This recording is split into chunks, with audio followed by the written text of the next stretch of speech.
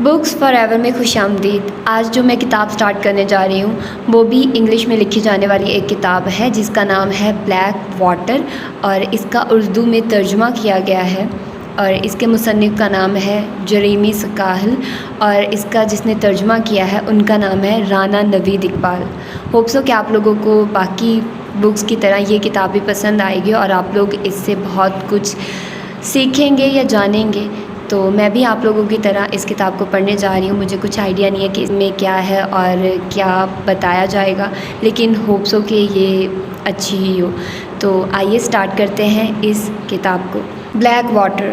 Black water private army سے دنیا کو لاحق خطرات پر امریکی دانشور کی تہلکہ خیز تحقیق۔ کچھ مصنف کے بارے میں۔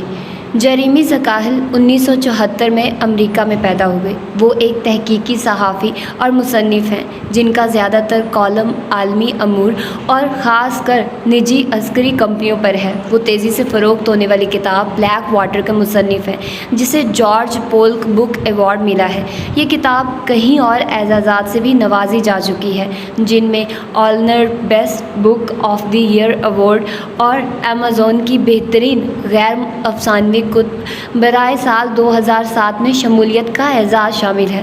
کتاب کے مصنف جریمی سکاہل امریکی ریڈیو اور T V program democracy now کے نامہ نگار بھی ہیں اور اخبار دی نیشن میں بھی اکثر لکھتے رہتے ہیں۔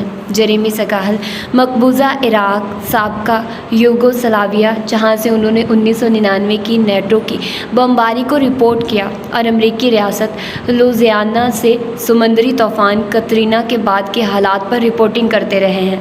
وہ نجی عسکری ٹھیکیداروں بالخصوص بلیک واٹر کے زبردست نقاد ہیں۔ سکاہل ABC world news, CBS evening news, NBC nightly news, CNN وغیرہ میں بلائے جاتے رہے ہیں۔ انہوں نے 2 مرتبہ کانگریس کے سامنے پیش ہو کر امریکی حکومت کے کرائے کے فوجیوں کو استعمال کرنے کی بابت اپنا بیان دیا ہے۔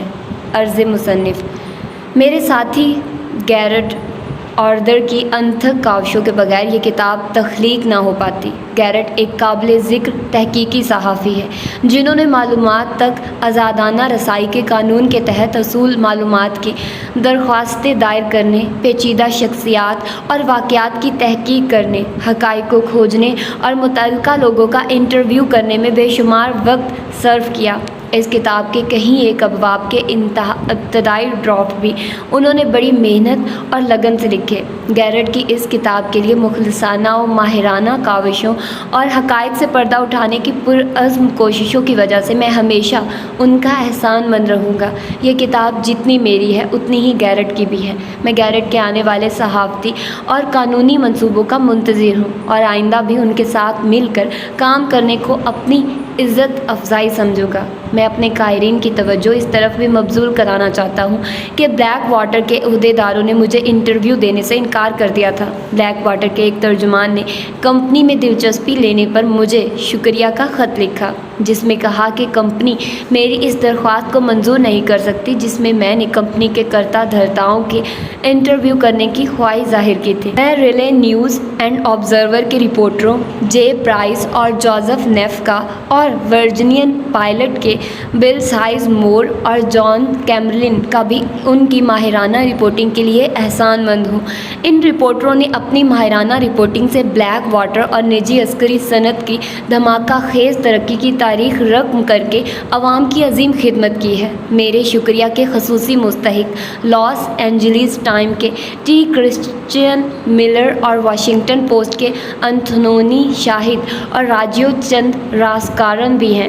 ان کے علاوہ میں مصنفوں PW سنگر اور رابرٹ ینگ پیلیٹن کا بھی شکر گزار ہوں۔ ابتدائیہ 31 مارچ 2004 کو صبح 9:30 بجے جب وہ 4 امریکی 2 پجارو جیپوں میں سوار مسجدوں کا شہر کہلانے والے عراقی شہر فلوجہ میں داخل ہوئے تو مرکزی شاہراہ تقریباً سنسان تھی۔ عام حالات میں یہ شاہراہ، جہاں ریسٹورانٹ، کیفے اور 2 دکانیں قطار در قطار واقع تھیں، بہت پر رونق ہوتی ہے، مگر اس روز علی الصبح ہونے والے دھماکے نے 2 دکانیں بند کرا دی تھیں۔ شہر میں داخل ہوتے ہی امریکی گاڑیوں کا قافلہ سست پڑ گیا تھا۔ غالباً انہیں سڑک پر کسی رکاوٹ کا سامنا تھا۔ گاڑیاں جیسے ہی رکی، عقبی جیپ پر ایک گرنیڈ آ کر گرا اور ساتھ ہی مشین گن سے گولیوں کی بوچھار شروع ہو گئی۔ پجاروں کی ایک جانب سے گولیاں اندر داخل ہوئی اور اس میں سوار امریکیوں کو شدید زخمی کر دیا۔ نقاب پوش عراقی مجاہدین گولیوں کی بارش کرتے ہوئے جیپ کے ونڈ شیلڈ کی طرف دوڑے۔ فضا اللہ اکبر کے نعروں سے گونج اٹھی۔ کباب کی دکان کے پاس کھڑے درجن بھر سے زائد نوجوان بھی وہاں آ گئے اور اس نعرے بازی میں شامل ہو گئے۔ یہ حالات دیکھ کر آگے والی جیپ نے فرار ہونے کی ناکام کوشش کی۔ اصل حملہ آور تو بغلی گلیوں میں غائب ہو گئے، مگر جائے وقوع پر 300 سے زائد افراد کا مجمع اکٹھا ہو چکا تھا۔ دونوں جیپوں کو نظر آتش کر دیا گیا تھا۔ مشتعل ہجوم نے جلی ہوئی لاشیں گھسیٹ کر باہر نکالی اور انہیں ٹکڑے ٹکڑے کر دیا۔ ٹی وی کیمروں کے سامنے ایک نوجوان ایک کتبہ لیے کھڑا تھا جس میں ایک کھوپڑی اور 2 ہڈیوں کی علامت کندہ تھی اور انگریزی میں درج تھا کہ فلوجہ امریکیوں کا قبرستان ہے۔ ہجوم نے امریکیوں کی سوختہ باقیات دریائے فرات کے پل پر لٹکا دی۔ یہ منظر پوری دنیا کی ٹیلی ویژن اسکرینوں پر دکھایا گیا۔ ہزاروں میل دور واشنگٹن ڈی سی میں صدر بش اپنی انتخابی ریلی سے مخاطب تھے۔ قاتلوں کا یہ گروہ ہمارے عزم کو آزما رہا ہے۔ امریکہ ان پیشہ ور قاتلوں سے ہرگز ڈرنے والا نہیں۔ ہم ان دہشت گردوں کو خود انہی کے ملک میں شکست دیں گے تاکہ ہمیں یہاں ان کا سامنا نہ کرنا پڑے۔ اگلی صبح امریکی اخبارات کی عمومی شہ سرخی تھی: عراقی ہجوم نے 4 امریکی شہری ہلاک کر ڈالے۔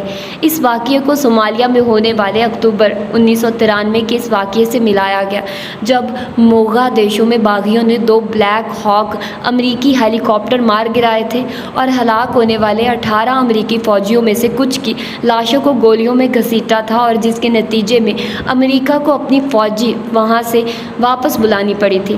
مگر صومالیہ کے برعکس فلوجہ میں ہلاک ہونے والے افراد امریکی مسلح افواج کے ارکان نہیں تھے، مگر وہ شہری باشندے بھی نہیں تھے جیسا کہ دعویٰ کیا گیا۔ وہ انتہائی تربیت یافتہ غیر سرکاری فوجی تھے جنہیں امریکی ریاست نارتھ کیرولینا کے ایک غیر آباد مقام میں واقع ایک خفیہ کرائے کے فوجیوں کی کمپنی نے عراق بھیجا تھا۔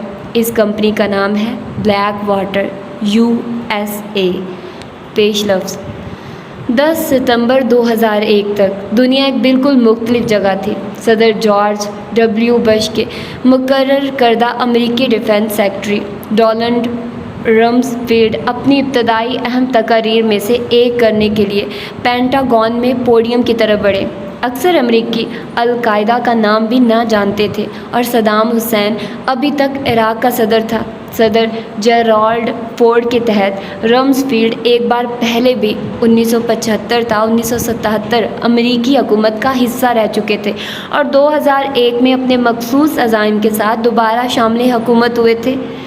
بش انتظامیہ کے پہلے سال کے دوران ستمبر کے اس دن رمزفیلڈ کے مخاطب پینٹاگون کے وہ اہلکار تھے جو انتہائی مالیت رکھنے والے دفاعی ٹھیکوں کے امور کی نگرانی پر مامور تھے، یعنی ہالی برٹن، ڈائن کارپس اور بیکٹلز جیسے اداروں کا انتظام۔ سیکرٹری دفاع کے مخاطبین اس روز اینرون، نورتھراپ گرمان، جنرل ڈائنامکس اور ایرو اسپیس کارپوریشن کے وہ سابقہ اعلیٰ افسران تھے جنہیں رمزفیلڈ نے اپنے چیدہ نائبین کے طور پر مقرر کیا تھا۔ اس نے تقریر اس اعلان جنگ سے شروع کی: آج کی تقریر کا موضوع ہے ایک ایسا دشمن جو ریاست ہائے متحدہ امریکہ کی سیکیورٹی کے لیے سنگین خطرہ ہے۔ رمزفیلڈ نے گرجتے ہوئے کہا، یہ دشمن مرکزی منصوبہ بندی کے آخری حامیوں میں سے ہے۔ یہ 5 سالہ منصوبوں کے ذریعے کام کرتا ہے۔ یہ ساری دنیا پر اپنی مرضی مسلط کرنا چاہتا ہے۔ یہ سوچ کی آزادی اور نئے خیالات کو بڑی صفاقی سے ختم کر ڈالتا ہے۔ یہ ریاست ہائے متحدہ کے دفاع میں رخنہ ڈالتا ہے اور ہمارے باوردی مرد و خواتین کی زندگیوں کے لیے خطرے کا باعث ہے۔ اپنی تقریر کے ڈرامائی اثرات کا جائزہ لینے کے لیے ایک مختصر وقفہ کرنے کے بعد رمزفیلڈ دوبارہ مخاطب ہوا: شاید آپ کو یہ دشمن سابقہ سوویت یونین جیسا لگتا ہو، مگر وہ تو ختم ہو چکا ہے۔ آج ہمارا دشمن وہ ہے جسے نہ سمجھنا آسان ہے اور نہ ہی رام کرنا۔ شاید آپ یہ سمجھیں کہ میں دنیا کے غروب ہوتے آمروں میں سے کسی کا ذکر کر رہا ہوں۔ نہیں، ان کے دن تو گنے جا چکے ہیں اور ان کی طاقت تو اس دشمن کے مقابلے میں نہ ہونے کے برابر ہے۔ یہ دشمن تو ہمارے نزدیک ہی ہے، یہ ہے پینٹاگون کی افسر شاہی۔ رمسفیلڈ نے زور دیا کہ پینٹاگون کو چلانے کا انداز بالکل بدل دیا جائے، اسے ڈپارٹمنٹ آف ڈیفنس کے افسر شاہی کے طریقوں کے بجائے نجی شعبہ کے انداز پر چلایا جائے۔ رمسفیلڈ نے کہا، مسئلہ یہ ہے کہ نااہلی کے باعث کاروبار تو ختم ہو سکتا ہے، مگر حکومت کے ساتھ ایسا نہیں ہوتا، لہٰذا افسر شاہی میں بہتری لانے کے لیے ہمیں کاروباری قسم کی ترغیبات دینا ہوگی۔ یہ ہر امریکی کے لیے زندگی اور موت کا مسئلہ ہے۔ اس دن رمسفیلڈ نے امریکی جنگوں میں نجی شعبے کو ایک بڑا کردار سونپنے کے آغاز کا اعلان کیا اور پیش بینی کی کہ اسے شدید مزاحمت کا سامنا ہوگا۔ اس نے کہا، کچھ لوگ تعجب کریں گے کہ رمسفیلڈ پینٹاگون کے لوگوں کی موجودگی میں ان پر ایسا حملہ کیسے کر سکتا ہے۔ ایسے لوگوں کے لیے میرا جواب ہے کہ میرا پینٹاگون پر حملے کا کوئی ارادہ نہیں، میں تو اسے آزاد کرنا چاہتا ہوں۔ ہمیں پینٹاگون کو پینٹاگون سے بچانا ہوگا۔ اگلی صبح پینٹاگون پر امریکہ ایئر لائن کی پرواز نمبر 77 کا بوئنگ 757 آ ٹکرایا اور اس کی مغربی دیوار میں گھس گیا۔ رمسفیلڈ نے ملبے سے لوگوں کو نکالنے میں امدادی کارروائیاں کرنے والے عملے کی مدد کر کے بڑی شہرت حاصل کی، مگر جنگی حکمت عملی میں شاطرانہ چالیں چلنے والے رمسفیلڈ نے 9/11 جیسے غیر متوقع موقع سے فائدہ اٹھانے میں دیر نہیں لگائی۔ اس نے اپنے ایک دن پہلے پیش کردہ منصوبے پر بڑی سرعت سے عمل درآمد شروع کر دیا۔ دنیا مستقلاً بدل چکی تھی اور اس واقعے نے دنیا کی سب سے بڑی طاقت کا مستقبل ایک خالی کینوس کی طرح رمسفیلڈ اور اس کے ساتھیوں کے ہاتھ میں دے دیا تھا کہ وہ جیسے چاہیں اس طاقت کی نئی صورت گری کریں۔ پینٹاگون کی نئی پالیسی یہ تھی کہ نجی شعبے، خفیہ کارروائیوں اور جدید ترین ہتھیاروں پر زیادہ انحصار کیا جائے اور خصوصی افواج اور ٹھیکیداروں کا زیادہ استعمال کیا جائے۔ اسے رمسفیلڈ کے نظریہ کا رمسفیلڈ ڈاکٹرین کا نام دیا گیا۔ 2002 کے موسم گرما میں اس نے جریدہ فارن افیئرز میں ایک مضمون میں لکھا کہ ہمیں زیادہ کاروباری طریقہ استعمال کرنا چاہیے اور رد عمل کے بجائے پیش اقدامی کے طریقے کو اپنانا چاہیے۔ اس مضمون کا عنوان تھا افواج کی قلب ماہیت۔ رمسفیلڈ کے اس طرز فکر نے دور حاضر کی معرکہ آرائیوں اور جنگوں میں ہر شعبہ جنگ میں نجی ٹھیکیداروں کے وسیع پیمانے پر استعمال کو فروغ دینے کا آغاز کیا۔ جن ٹھیکیداروں کو رمسفیلڈ کے نظریہ کے مطابق دہشت گردی کے خلاف عالمی جنگ میں شرکت کے لیے مدعو کیا گیا، ان میں ایک غیر معروف فرم بھی شامل تھی جو نارتھ کیرولینا کے دلدلی علاقہ میں فوجی تربیت کا ایک نجی کیمپ چلا رہی تھی۔ اس کا نام تھا بلیک واٹر USA۔ 11 ستمبر کے سانحہ کے بعد یہ کمپنی جو چند ہی سال قبل وجود میں آئی تھی اور گمنام تھی، دیکھتے ہی دیکھتے تاریخ کی طاقتور ترین سلطنت کی گلوبل وار کا ایک اہم کردار بن گئی۔ بلیک واٹر کے مالک ایرک پرنس نے فوکس نیوز کے میزبان بل اوریلی کو کچھ عرصے بعد بتایا، میں 4 سال سے اس تربیتی کاروبار کو چلا رہا تھا اور قدرے مایوس ہو چکا تھا کہ لوگ اپنی حفاظت سے غافل کیوں ہیں، مگر اب یہ حال ہے کہ فون کالوں کا تانتا بندھا ہوا ہے۔ مگر بلیک واٹر کی داستان 11 ستمبر سے شروع نہیں ہوتی، نہ ہی اس کا آغاز اس کے قیام یا اس کے عہدیداران کی وجہ سے ہوا۔ کسی انداز سے یہ جدید جنگ جوئی کی تاریخ کا خلاصہ بھی ہے۔ دراصل یہ نتیجہ ہے بش انتظامیہ کے اہم عہدیداروں کی اپنے پورے دور کی اہم کاوشوں کا۔ 1991 کی جنگ خلیج کے دوران رمسفیلڈ کا ایک قریبی ساتھی ڈک چینی ڈیفنس سیکرٹری تھا۔ اس وقت جنگی علاقوں میں تعینات ہر 10 میں سے ایک آدمی نجی ٹھیکیداری نظام سے تعلق رکھتا تھا۔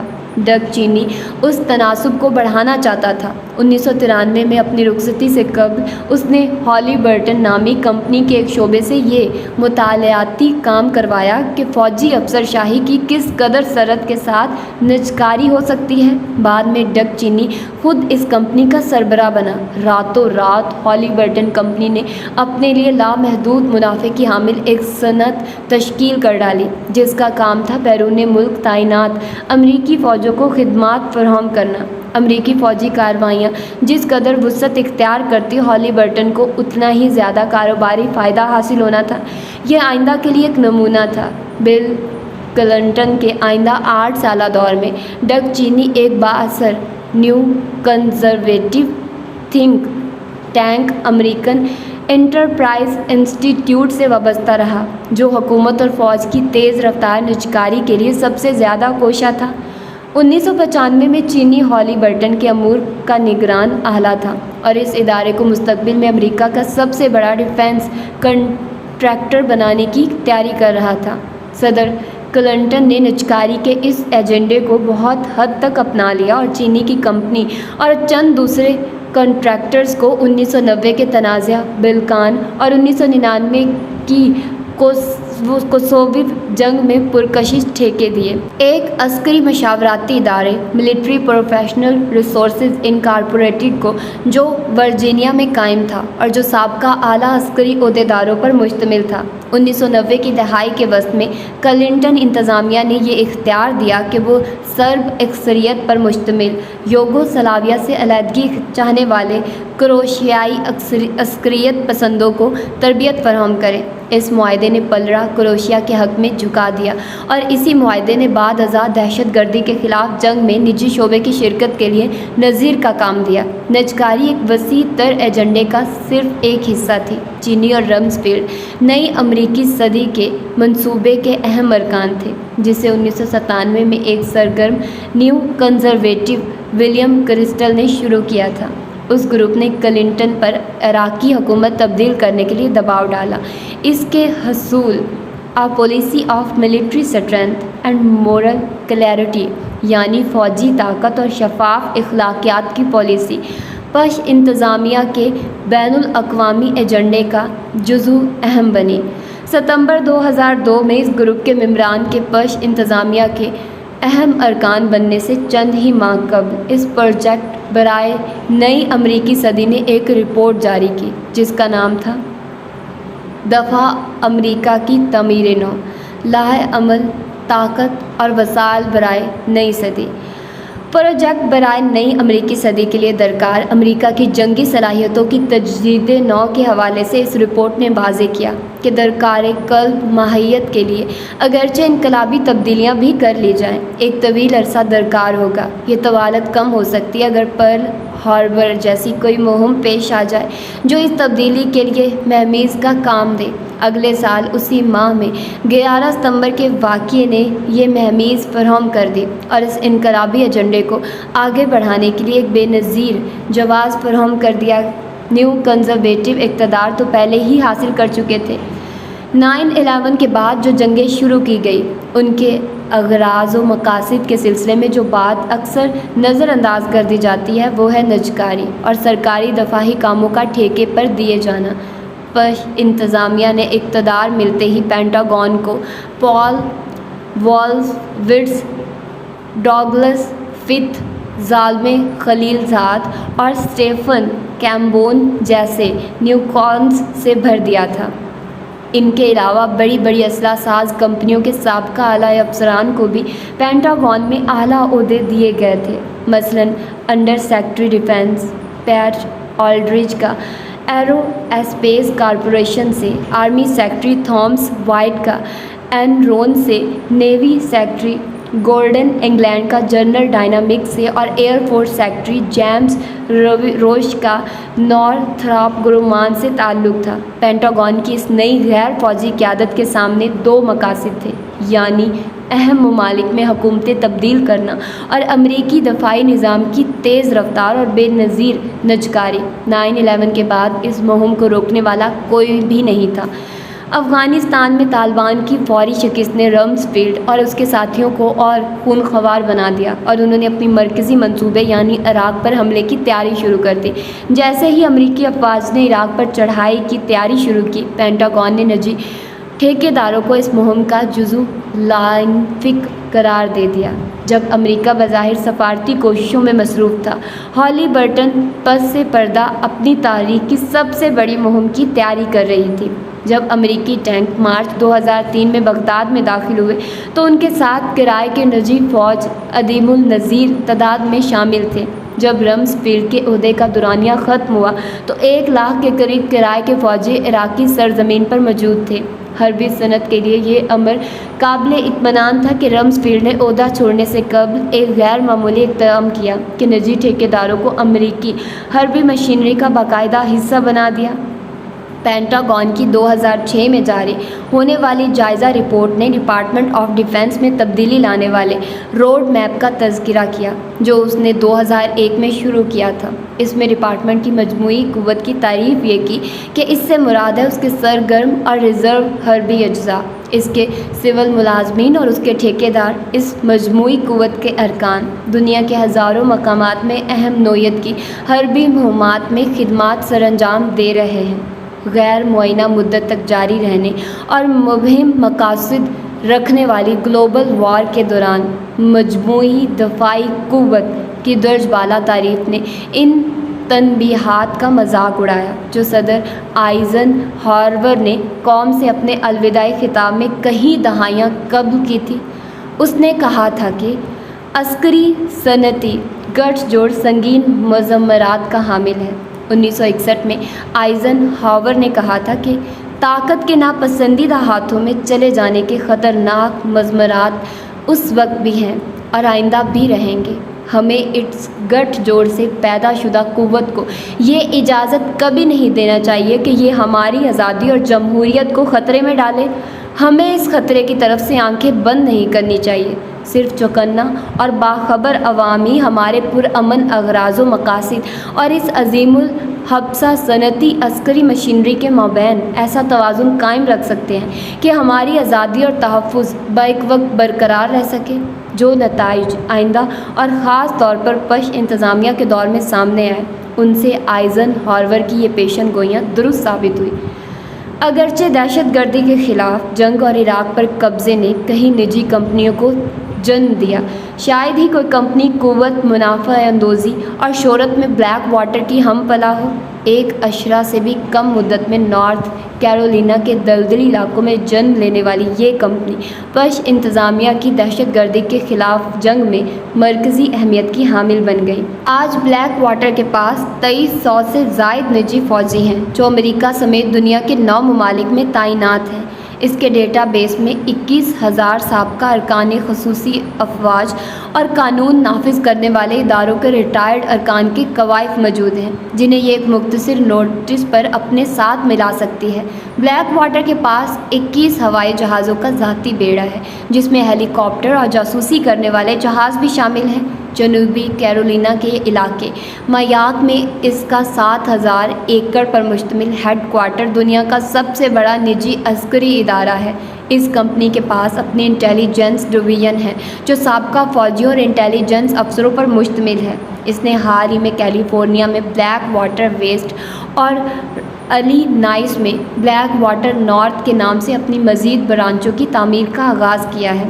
اس کے علاوہ یہ فلپائن کے جنگلوں میں بھی اپنی ایک تربیت گاہ قائم کر رہی ہے۔ بلیک واٹر کے پاس $500 ملین سے زائد کے امریکی ٹھیکے ہیں اور وہ خفیہ خدمات اس کے علاوہ ہیں جو یہ امریکی خفیہ اداروں، نجی کارپوریشنوں، افراد یا غیر ملکی حکومتوں کو فراہم کرتی ہے۔ ایک امریکی ممبر کانگریس کے خیال میں جہاں تک فوجی قوت کا تعلق ہے، بلیک واٹر دنیا کی کہیں ایک حکومتوں کا تختہ الٹنے کی صلاحیت رکھتی ہے۔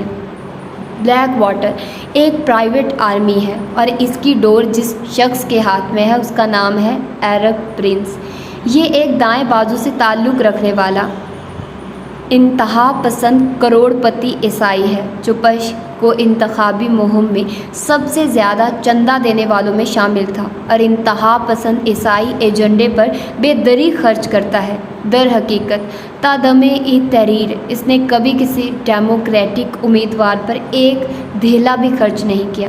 شخصی طور پر اسے یہ حق ہے، مگر جنگی خدمات انجام دینے والی ایک بڑی کمپنی کے سربراہ کے طور پر یہ ایک غیر معمولی طرز عمل ہے جو اس کے نظریاتی کٹر پن کو ظاہر کرتا ہے۔ پینٹاگون میں تبدیلی کی رمزفیلڈ کی جنگی کوششوں میں بلیک واٹر اس کی مؤثر ترین ساتھی رہی ہے۔ پرنس بڑی دیدہ دلیری سے اپنے اس کردار پر فخر کرتا ہے جو اس نے امریکی افواج کی قلب ماہیت میں ادا کیا۔ اگر آپ اپنا پارسل راتوں رات کہیں بھیجنا چاہیں تو آپ اسے ڈاک سے بھیجیں گے یا فیڈ ایکس کے ذریعے؟ پرنس نے ایک مباحثے میں عسکری عہدیداروں سے سوال کیا۔ ہمارا مقصد یہ ہے کہ ہم قومی سلامتی کے امور میں وہی تبدیلی پیدا کریں جو فیڈیکس نے ڈاک خانے کے امور میں کی تھی۔ غالباً اس قلب ماہیت کا اولین مظاہرہ اس وقت ہوا جب وائٹ ہاؤس نے امریکہ میں اپنے سینئر ترین اہلکاروں کی حفاظت کا ٹھیکہ 2003 کے شروع میں بلیک واٹر کو دے دیا۔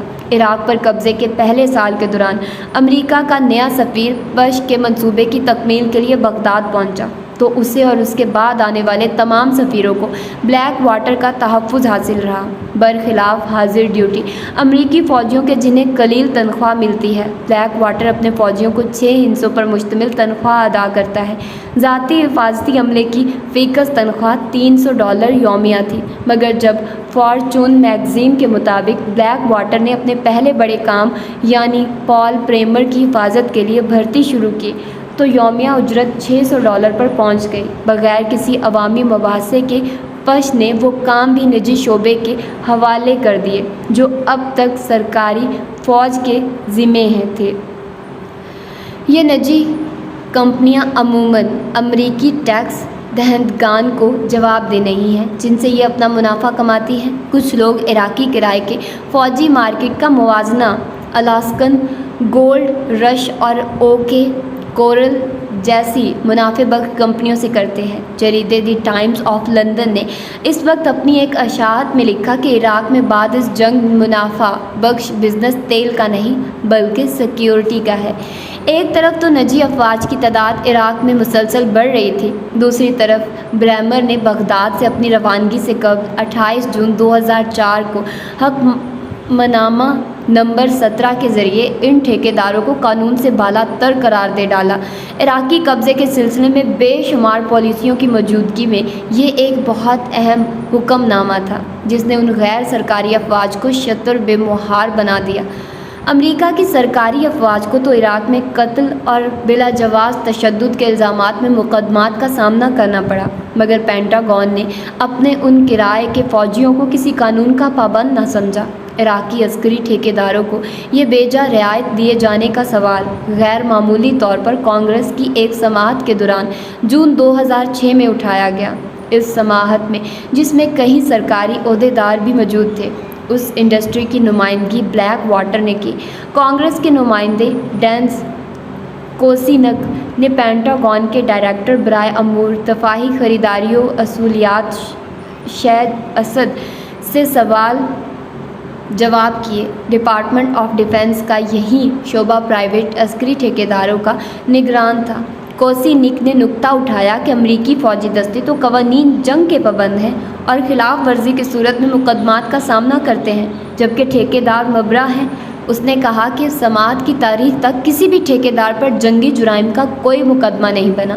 پھر اس نے براہ راست اس سے پوچھا، کیا ڈپارٹمنٹ آف ڈیفنس کسی ایسے نجی ٹھیکیدار پر مقدمہ چلانے کو تیار ہوگا جس نے کسی شہری کو غیر قانونی طور پر قتل کیا ہو؟ اسد نے جواب دیا، سر میں اس سوال کا جواب نہیں دے سکتا۔ کیا؟ کوسینک حیرت سے چلایا، تمہیں پتہ بھی ہے اس بات کا کیا مطلب ہے؟ یہ نجی ٹھیکیدار قتل جیسے جرم سے بآسانی بچ نکل سکتے ہیں۔ یہ ٹھیکیدار کسی بھی قانون کے تابع نہیں لگتے اور ایسا لگتا ہے کہ انہیں قانون اپنے ہاتھ میں لینے کا اختیار دے دیا گیا ہے۔ بلیک واٹر نے اپنی افواج کو کھلم کھلا قانون سے بالا تر قرار دے دیا ہے۔ جب کوشش کی جائے کہ یہ پینٹاگون کے عمومی عسکری انصاف کے قانون کے ماتحت ہوں تو بلیک واٹر مزاحمت کرتی ہے کہ اس کے ارکان تو شہری ہونے کے باعث مبرا ہیں۔ اسی کے ساتھ یہ دعویٰ کرتی ہے کہ بلیک واٹر امریکی شہری قوانین سے بھی مبرا ہے کیونکہ اس کے ارکان امریکہ کی اجتماعی فوجی قوت کا حصہ ہیں۔ بلیک واٹر عدالتی سماعتوں میں کہتی ہے کہ اگر وہ اپنے کارکن کی بلا جواز اموات کی سماعت امریکی عدالتوں میں ہونا قبول کرے تو اس سے امریکہ کی جنگی صلاحیت کو خطرہ لاحق ہو جائے گا۔ اگر ذمہ دار وفاقی ٹھیکیداروں نے میدان جنگ میں امریکی مسلح افواج کا ساتھ دینا ہے تو یہ ضروری ہے کہ انہیں اپنے ارکان کی اموات پر حکومتی تحفظ حاصل ہو اور وفاقی عدالتیں متفقہ طور پر ان کے اس استثناء کو تسلیم کریں۔ امریکی فوجی قوت میں ان افراد کی رضاکارانہ شمولیت کے لیے کوئی بات اس سے زیادہ مہلک نہیں ہو سکتی کہ انہیں میدان جنگ میں امریکہ کی 50 ریاستوں میں نافذ टॉर्ट लिबर्टी सिस्टम यानी हर्जाना व हक तलफी के कानून का पाबंद किया जाए। ये फैसला कि सदर अमेरिका ने मुल्क की अस्करी क़ुव्वत की कमांड और निगरानी, जिसमें फ़ौज की तरबियत, तैनाती, असले की फराहमी, मनसूबाबंदी, तज्ज़िया निगारी, इंतज़ामी अमूर और निजी अस्करी ठेकेदारों की निगरानी शामिल है, किस तरह करनी है, अदालतों के दायरा कार से बाहर है। ब्लैक वाटर का दावा है कि उसकी अफवाज उनकी अपनी trade association, international piece operation association के तैयार करदा ज़ाब्ता इखलाक की पाबंद है। ये नाम नहाद ज़ाब्ता इखलाक कानूनी नुक्ता नज़र से नाकाबिले अमन और नाकाबिले इतलाक़ है। अरब प्रिंस का कहना है कि उसकी अफवाज हमारे वतन को जवाबदेह हैं। क्या महज परचम से वफादारी का ऐलान इस बात की काफ़ी शहादत है कि इदारे या कार्रवाइयाँ मबनी पर इंसाफ है? क्या ये दावा एक आज़ाद अदालती निज़ाम का मुतबादिल हो सकता है? इस मंतक की हौसला अफजाई ना सिर्फ इस तरह से हुई कि उन ठेकेदारों को एक किस्म का मुकम्मल कानूनी इस्तना हासिल रहा, बल्कि इस तरह भी कि पेंटागन इस कसीरुल तादाद प्राइवेट फ़ौज की निगरानी करने में नाकाम रही, जिसे अमरीकी दफाही निज़ाम का हिस्सा माना जा चुका था। निजी ठेकेदार अमूमन मबहम किस्म की खिदमात अंजाम देते हैं और इस तरह उन पर कानून चिकनी का दरवाज़ा खुला रहता है।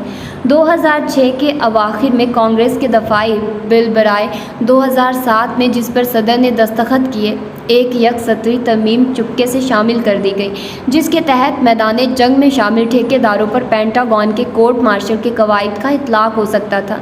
फ़ौज अपनी कसीर तादाद के बायस खुद अपने अरकान की मौसर निगरानी से कासिर है। वो 1 लाख से ज़ायद उन निजी अफराद की निगरानी कैसे कर सकती है? अगरचे 5 अल्फाज पर मुश्तमिल ये तरमीम बामुश्किल गैर जानिबदाराना निगरानी का निज़ाम कहला सकती है। माहिरीन का ख्याल है कि निजी अस्करी सनत इसकी भी हद्दुल मक़दूर मुखालिफ करेगी। हुकूमत ने इराक़, अफ़ग़ानिस्तान और दीगर मकामात पर इन ठेकेदारों पर अदीमुल नज़ीर एतबार तो किया, मगर वो उनकी निगरानी क्या खाक कर सकती हैं, जबकि उसे उसकी दुरुस्त तादाद तक मालूम नहीं। हुकूमत के एक तफ्तीशी दफ्तर की दिसंबर 2006 में जारी करदा रिपोर्ट के मुताबिक फ़ौज के पास न सिर्फ निगरानी का कोई मौसर निज़ाम नहीं था, बल्कि उसके ओहदेदार ये भी नहीं जानते थे कि किराए के कितने फ़ौजी इराक़ी ठिकानों पर तैनात हैं। आर्मी और एयर फोर्स इस दफ्तर के तफ्तीशकारों को ना तो किराए के फ़ौजियों की तादाद बता सकी और ना ही उन्हें ये मालूम था कि वो अमरीकी अफवाज के लिए क्या क्या खिदमात अंजाम दे रहे हैं। इस तफ्तीशी दफ्तर के मुताबिक ठेकेदारों की बाबत नाक़िस इंतज़ामी इक़दामात और उनकी गैर मुअस्सर निगरानी की वजह से फ़ौजी कार्रवाइयों पर मनफी असर हुआ है और डिपार्टमेंट ऑफ डिफेंस की ये सलाहियत भी मुतासिर हुई है कि वो देख सके कि आया निजी ठेकेदार अपने ठेका जात के तकाज़ों को दरकार माली हद के अंदर रहते हुए पूरा कर रहे हैं। पेंटागन में डोनाल्ड रम्सफील्ड के ओहदे की मुद्दत ख़त्म होने के 1 हफ़्ते बाद अमरीकी अफवाज दहशतगर्दी के ख़िलाफ़ जंग में इस कदर बिखरी हुई थी कि साबका secretary of state general Colin पाउल को ये कहना पड़ा, बाकायदा फ़ौज तकरीबन मुंतशिर हो चुकी है, बजाय इसके कि इस तोसी पसंदाना जारहाना जंगी हिकमत अमली पर नज़र सानी की जाती। बस इंतज़ामिया और पेंटागन ने फ़ौज में तोसी की ज़रूरत पर गौर व फिक्र शुरू कर दिया। प्रिंस पहले ही अपनी तजवीज़ दे चुका था कि बाकायदा अमरीकी अफवाज को कॉन्ट्रैक्ट ब्रिगेड के ज़रिए तक़वियत दी जाए। अमरीकी महकमा दफ़ा बाकायदा अफवाज की तादाद में इजाफ़े से खौफज़दा है। उसने कहा, हम 30,000 अफराद बढ़ाना चाहते हैं और उनका ख्याल है कि इसमें 3.6 से 4 बिलियन डॉलर तक यौमिया लागत आएगी। मेरे हिसाब से इसका मतलब है तकरीबन $1,35,000 फ़ी यौमिया। फ़ौजी, हम यकीनन यही काम कम लागत में कर सकते हैं। ये एक गैर मामूली ऐलान था और ऐसा वही शख्स कर सकता था जिसे अपनी फ़ौज पर मुकम्मल कंट्रोल हो।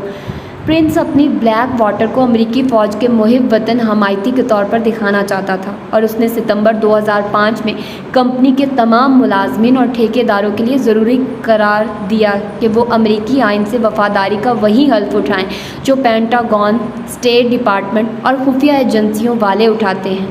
हम तमाम मुल्की और गैर मुल्की दुश्मनों के ख़िलाफ़ अमरीकी आइन की हिफाजत और दफ़ा करेंगे। खुदा इसमें हमारी मदद करे। मगर ब्लैक वाटर की इस बयान करदा हैसियत के अलावा کہ یہ ایک خالصتاً امریکی ادارہ ہے جس کا مقصد نہتے لوگوں کی حفاظت ہے۔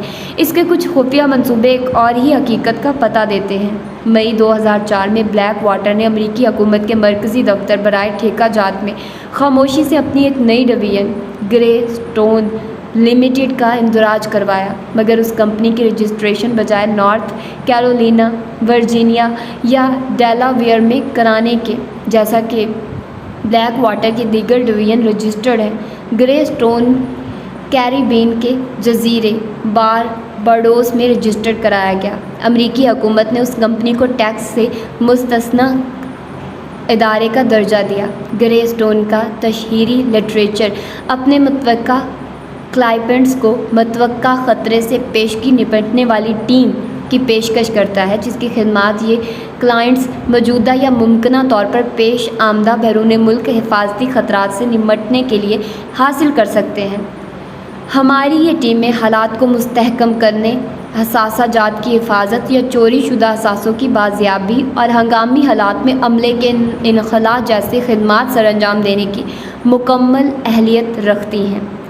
اس کے علاوہ یہ مختلف اقسام کی تربیتی خدمات جیسے چھوٹے پیمانے کی مدافعتی یا جارحانہ کارروائیاں کرنے کی تربیت فراہم کرتا ہے۔ گرے اسٹون کا دعویٰ ہے کہ اسے بہت سے افراد کی خدمات حاصل ہیں جن کا سابقہ تعلق اسپیشل آپریشن، دفاع، خفیہ اداروں اور قانون نافذ کرنے والے اداروں سے ہے، اور جنہیں یہ مزید خصوصی تربیت فراہم کرتی ہے۔ یہ افراد ایک مختصر نوٹس پر دنیا میں کہیں بھی بھیجے جا سکتی ہیں۔ جن ممالک سے گرے اسٹون اپنے لیے بھرتی کرنے کا دعویٰ کرتی ہے ان میں فلپائن، چلی، نیپال، کولمبیا، السلواڈور، ہنڈوراس، پاناما اور پیرو شامل ہیں۔ ان ممالک میں سے اکثر و بیشتر کی افواج انسانی حقوق کے بارے میں مستثنی ریکارڈ رکھتی ہیں۔ یہ درخواست دہندگان سے پوچھتی ہیں کہ وہ K47A rifle, Glock 19 M16 series rifle, M4 carbine rifle, machine gun, mortar اور کندھے پر رکھ کر فائر کیے جانے والے ہتھیاروں میں سے کون سے استعمال کرنا جانتے ہیں۔ جن عہدوں کے لیے درخواستیں مانگی جاتی ہیں ان میں چھپ کر فائر کرنے والے، ماہر نشانے باز، دھماکہ خیز مواد کے ماہر اور جوابی کارروائی کے ماہر ہنرمند شامل ہیں۔ عراق میں بلیک واٹر نے چلی سے کرائے کے فوجی بھرتی کیے، جن میں سے اکثر وہاں کے سفاک حکمران آگسٹو پینوشے کے تحت کام کر چکے تھے۔ بلیک واٹر کے صدر کا کہنا ہے کہ ہم پیشہ ور ماہرین کی تلاش میں دنیا کا کونا کونا چھان مارتے ہیں، مگر چلی کے کمانڈو ہمارے لیے بہترین ثابت ہوئے ہیں۔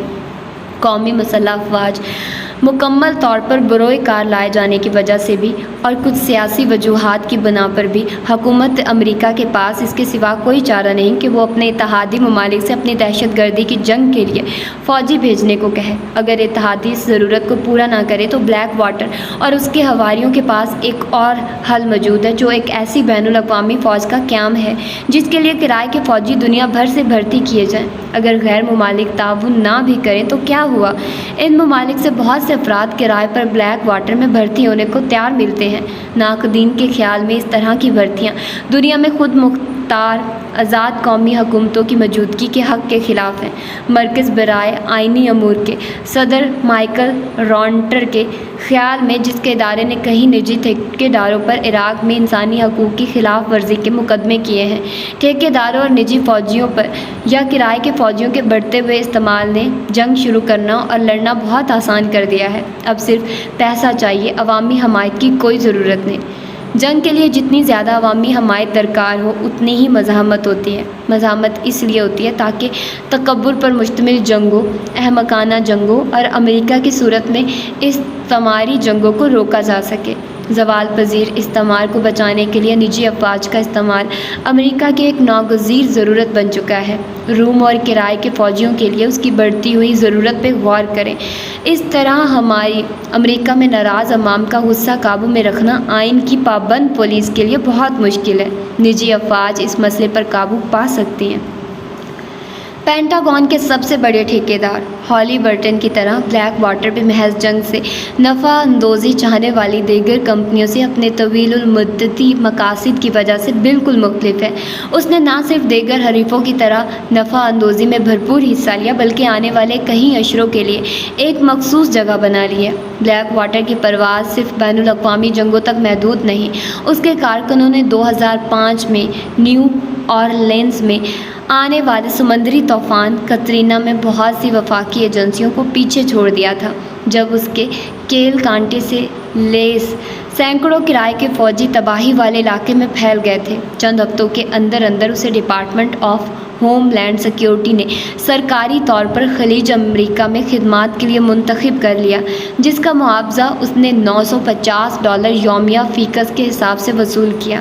ایک سال سے بھی کم عرصے میں اس کمپنی نے اس طوفان سے متعلق $70 ملین سے زائد کے ٹھیکے حاصل کر لیے، یعنی تقریباً $243,000 یومیہ یورینیم۔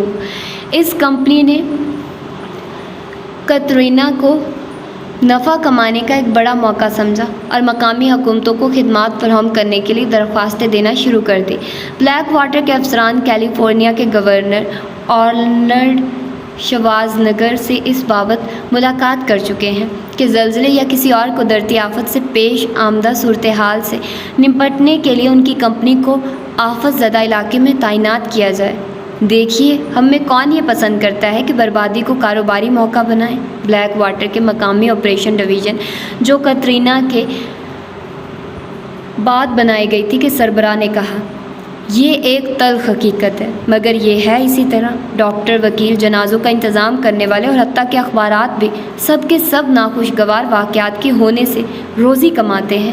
ہم بھی یہی کرتے ہیں، کیونکہ یہ کام بھی آخر کسی کو تو کرنا ہے۔ مگر نقاد بلیک واٹر کی اندرون ملک تعینات کو اس خطرناک نظیر قرار دیتے ہیں جو جمہوریت کو نقصان پہنچا سکتی ہے۔ ان کے اقدامات آئینی حدود کی پابندی اس درجہ نہیں کر سکتے جیسے وفاقی اور ریاستی اہلکار اور ملازمین کرتے ہیں۔ ان آئینی حدود میں ترمیم اول اور ترمیم چہارم شامل ہے، جو غیر قانونی تلاشیوں اور گرفتاریوں سے تحفظ فراہم کرتی ہے۔ یہ لوگ پولیس افسروں کی مانند آئینی حقوق کا تحفظ کرنے کی اہلیت نہیں رکھتے۔ کونسل برائے آئینی حقوق کے مائیکل راٹنر کا کہنا ہے، اس قسم کے پیرا ملٹری گروپ نازی پارٹی کے براؤن شرٹ والے لوگوں کی یاد دلاتے ہیں جو ماورائے عدالت قوت نافذہ کا کام کرتے تھے۔ ان پیرا ملٹری گروپوں کا استعمال ہمارے حقوق کے لیے انتہائی خطرناک ہے۔ پش کی اس صلیبی جنگ میں بلیک واٹر کی شرکت اس وجہ سے بھی ناپسندیدہ ہے کہ اس کمپنی کے اعلیٰ عہدیدار کٹر قسم کے عیسائی برتری کے قائل لوگ ہیں۔ عرب پرنس اور اس کے خاندان نے ہمیشہ دائیں بازو کی مذہبی رجحانات رکھنے والی قوتوں کو ان کی سیکولر ازم کے خلاف اور عوام میں فروغ عیسائیت کی کوششوں کے لیے فراغ دلانہ چندہ دیا ہے۔ پرنس ملک کے سب سے زیادہ جہرا عیسائی انتہائی پسندوں میں سے کہیں ایک کا دوست اور مربی ہے، جن میں واٹر گیٹ اسکینڈل میں ملوث چیک کونسل شامل ہے، جو بعد ازاں پش کا ایڈوائزر بنا اور جو عقائد پر مبنی جیل خانہ جات کی تحریک کا محرک ہے۔ ان میں عیسائی قدامت پرست لیڈر گیری با اور بھی شامل ہیں، جو منصوبہ برائے نئی امریکی صدی کے اصول کے وضع کرنے کی دستاویزات کے ابتدائی دستخط کنندگان میں شامل تھا، جس سے پرنس اپنے بچپنے ہی سے وابستہ تھا اور جو پرنس کے والد کا دوست بھی تھا۔ بلیک واٹر کے کچھ افسر ایک عیسائی militia sovereign military order of Malta کے بھی ممبر ہیں، جسے صلیبی جنگوں کے دوران مسلمانوں سے چھینے گئے علاقوں کے دفاع کے لیے 11ویں صدی میں پہلی صلیبی جنگ سے قبل قائم کیا گیا تھا۔ یہ ادارہ بین الاقوامی قانون کے تحت خود مختاری کا درجہ رکھنے کا دعویٰ دار ہے۔ اس کا اپنا آئین، پاسپورٹ، مہر اور عوامی ادارے ہیں اور دنیا کے 94 ممالک سے سفارتی تعلقات ہیں۔ اسلامی ممالک اور سیکولر معاشروں کے لیے امریکی فوجی کارروائیوں کا ایسے 9 صلیبیوں کو سونپا جانا عرب دنیا کے لیے اور امریکی جنگوں کے لیے مخالفین کے لیے شدید ترین تشویش کا باعث ہے۔ دنیا کے بیشتر حصے نے فوجی کمپنیوں کی بابت پہلی مرتبہ اس وقت سنا جب 31 مارچ 2004 کو ایک مشتعل ہجوم نے بلیک واٹر کے 4 فوجیوں کو ہلاک کر ڈالا۔ اس واقعے سے عراق کی جنگ نے ایک نیا رخ اختیار کیا اور مزاحمت شدت اختیار کر گئی۔ میڈیا کی اکثر رپورٹیں اس وقت اس مشکوک قوتوں کو غیر عسکری ٹھیکیدار یا غیر ملکی کارکنان برائے تعمیر نو کے نام سے پکارتی رہی، جیسے کہ وہ فوجی نہیں بلکہ انجینئر، تعمیراتی کارکن، خدمت خلق کرنے والے یا پانی صاف کرنے والے ماہرین تھے۔ کرائے کے سپاہی کی اصطلاح ان کے لیے کبھی بھی استعمال نہیں کی گئی۔ ایسا اتفاقاً نہیں ہوا، در حقیقت ایسا ایک انتہائی مہارت سے چلائی جانے والی مہم کے تحت نتیجے میں ہوا جو کرائے کے سپاہیوں کی اس صنعت نے چلائی اور اس صنعت کے بھیانک پہلو کو بے ضرر ناموں سے چھپانے کی کوشش کی۔ واشنگٹن اور دیگر مغربی دارالحکومتوں میں پالیسی سازوں، افسر شاہی اور دیگر مقتدر فیصلہ سازوں نے اس مہم کو قبول کر لیا۔ فلوجہ میں مارے جانے والے افراد واشنگٹن کے اتحاد برائے جنگ کے سب سے بڑے پارٹنر کے ارکان تھے، جس کے کل ارکان کی تعداد عراق میں برطانیہ کے کل افواج سے زیادہ تھی، اور دنیا کی اکثریت کو علم تک نہ تھا کہ وہ وہاں ہیں۔ گھات لگا کر کیے جانے والے اس حملے نے بلیک واٹر کو یہ موقع فراہم کیا کہ وہ تیزی سے فروغ پاتی اس صنعت کی بابت ہوتی قانون سازی کو متاثر کر سکے۔ 3 ماہ بعد اس کمپنی کو امریکی حکومت نے اہم ترین بیرونی حفاظتی ٹھیکوں میں سے ایک دے دیا، یعنی عراق میں امریکی سفارتکاروں اور تنصیبات کی حفاظت کا ٹھیکہ۔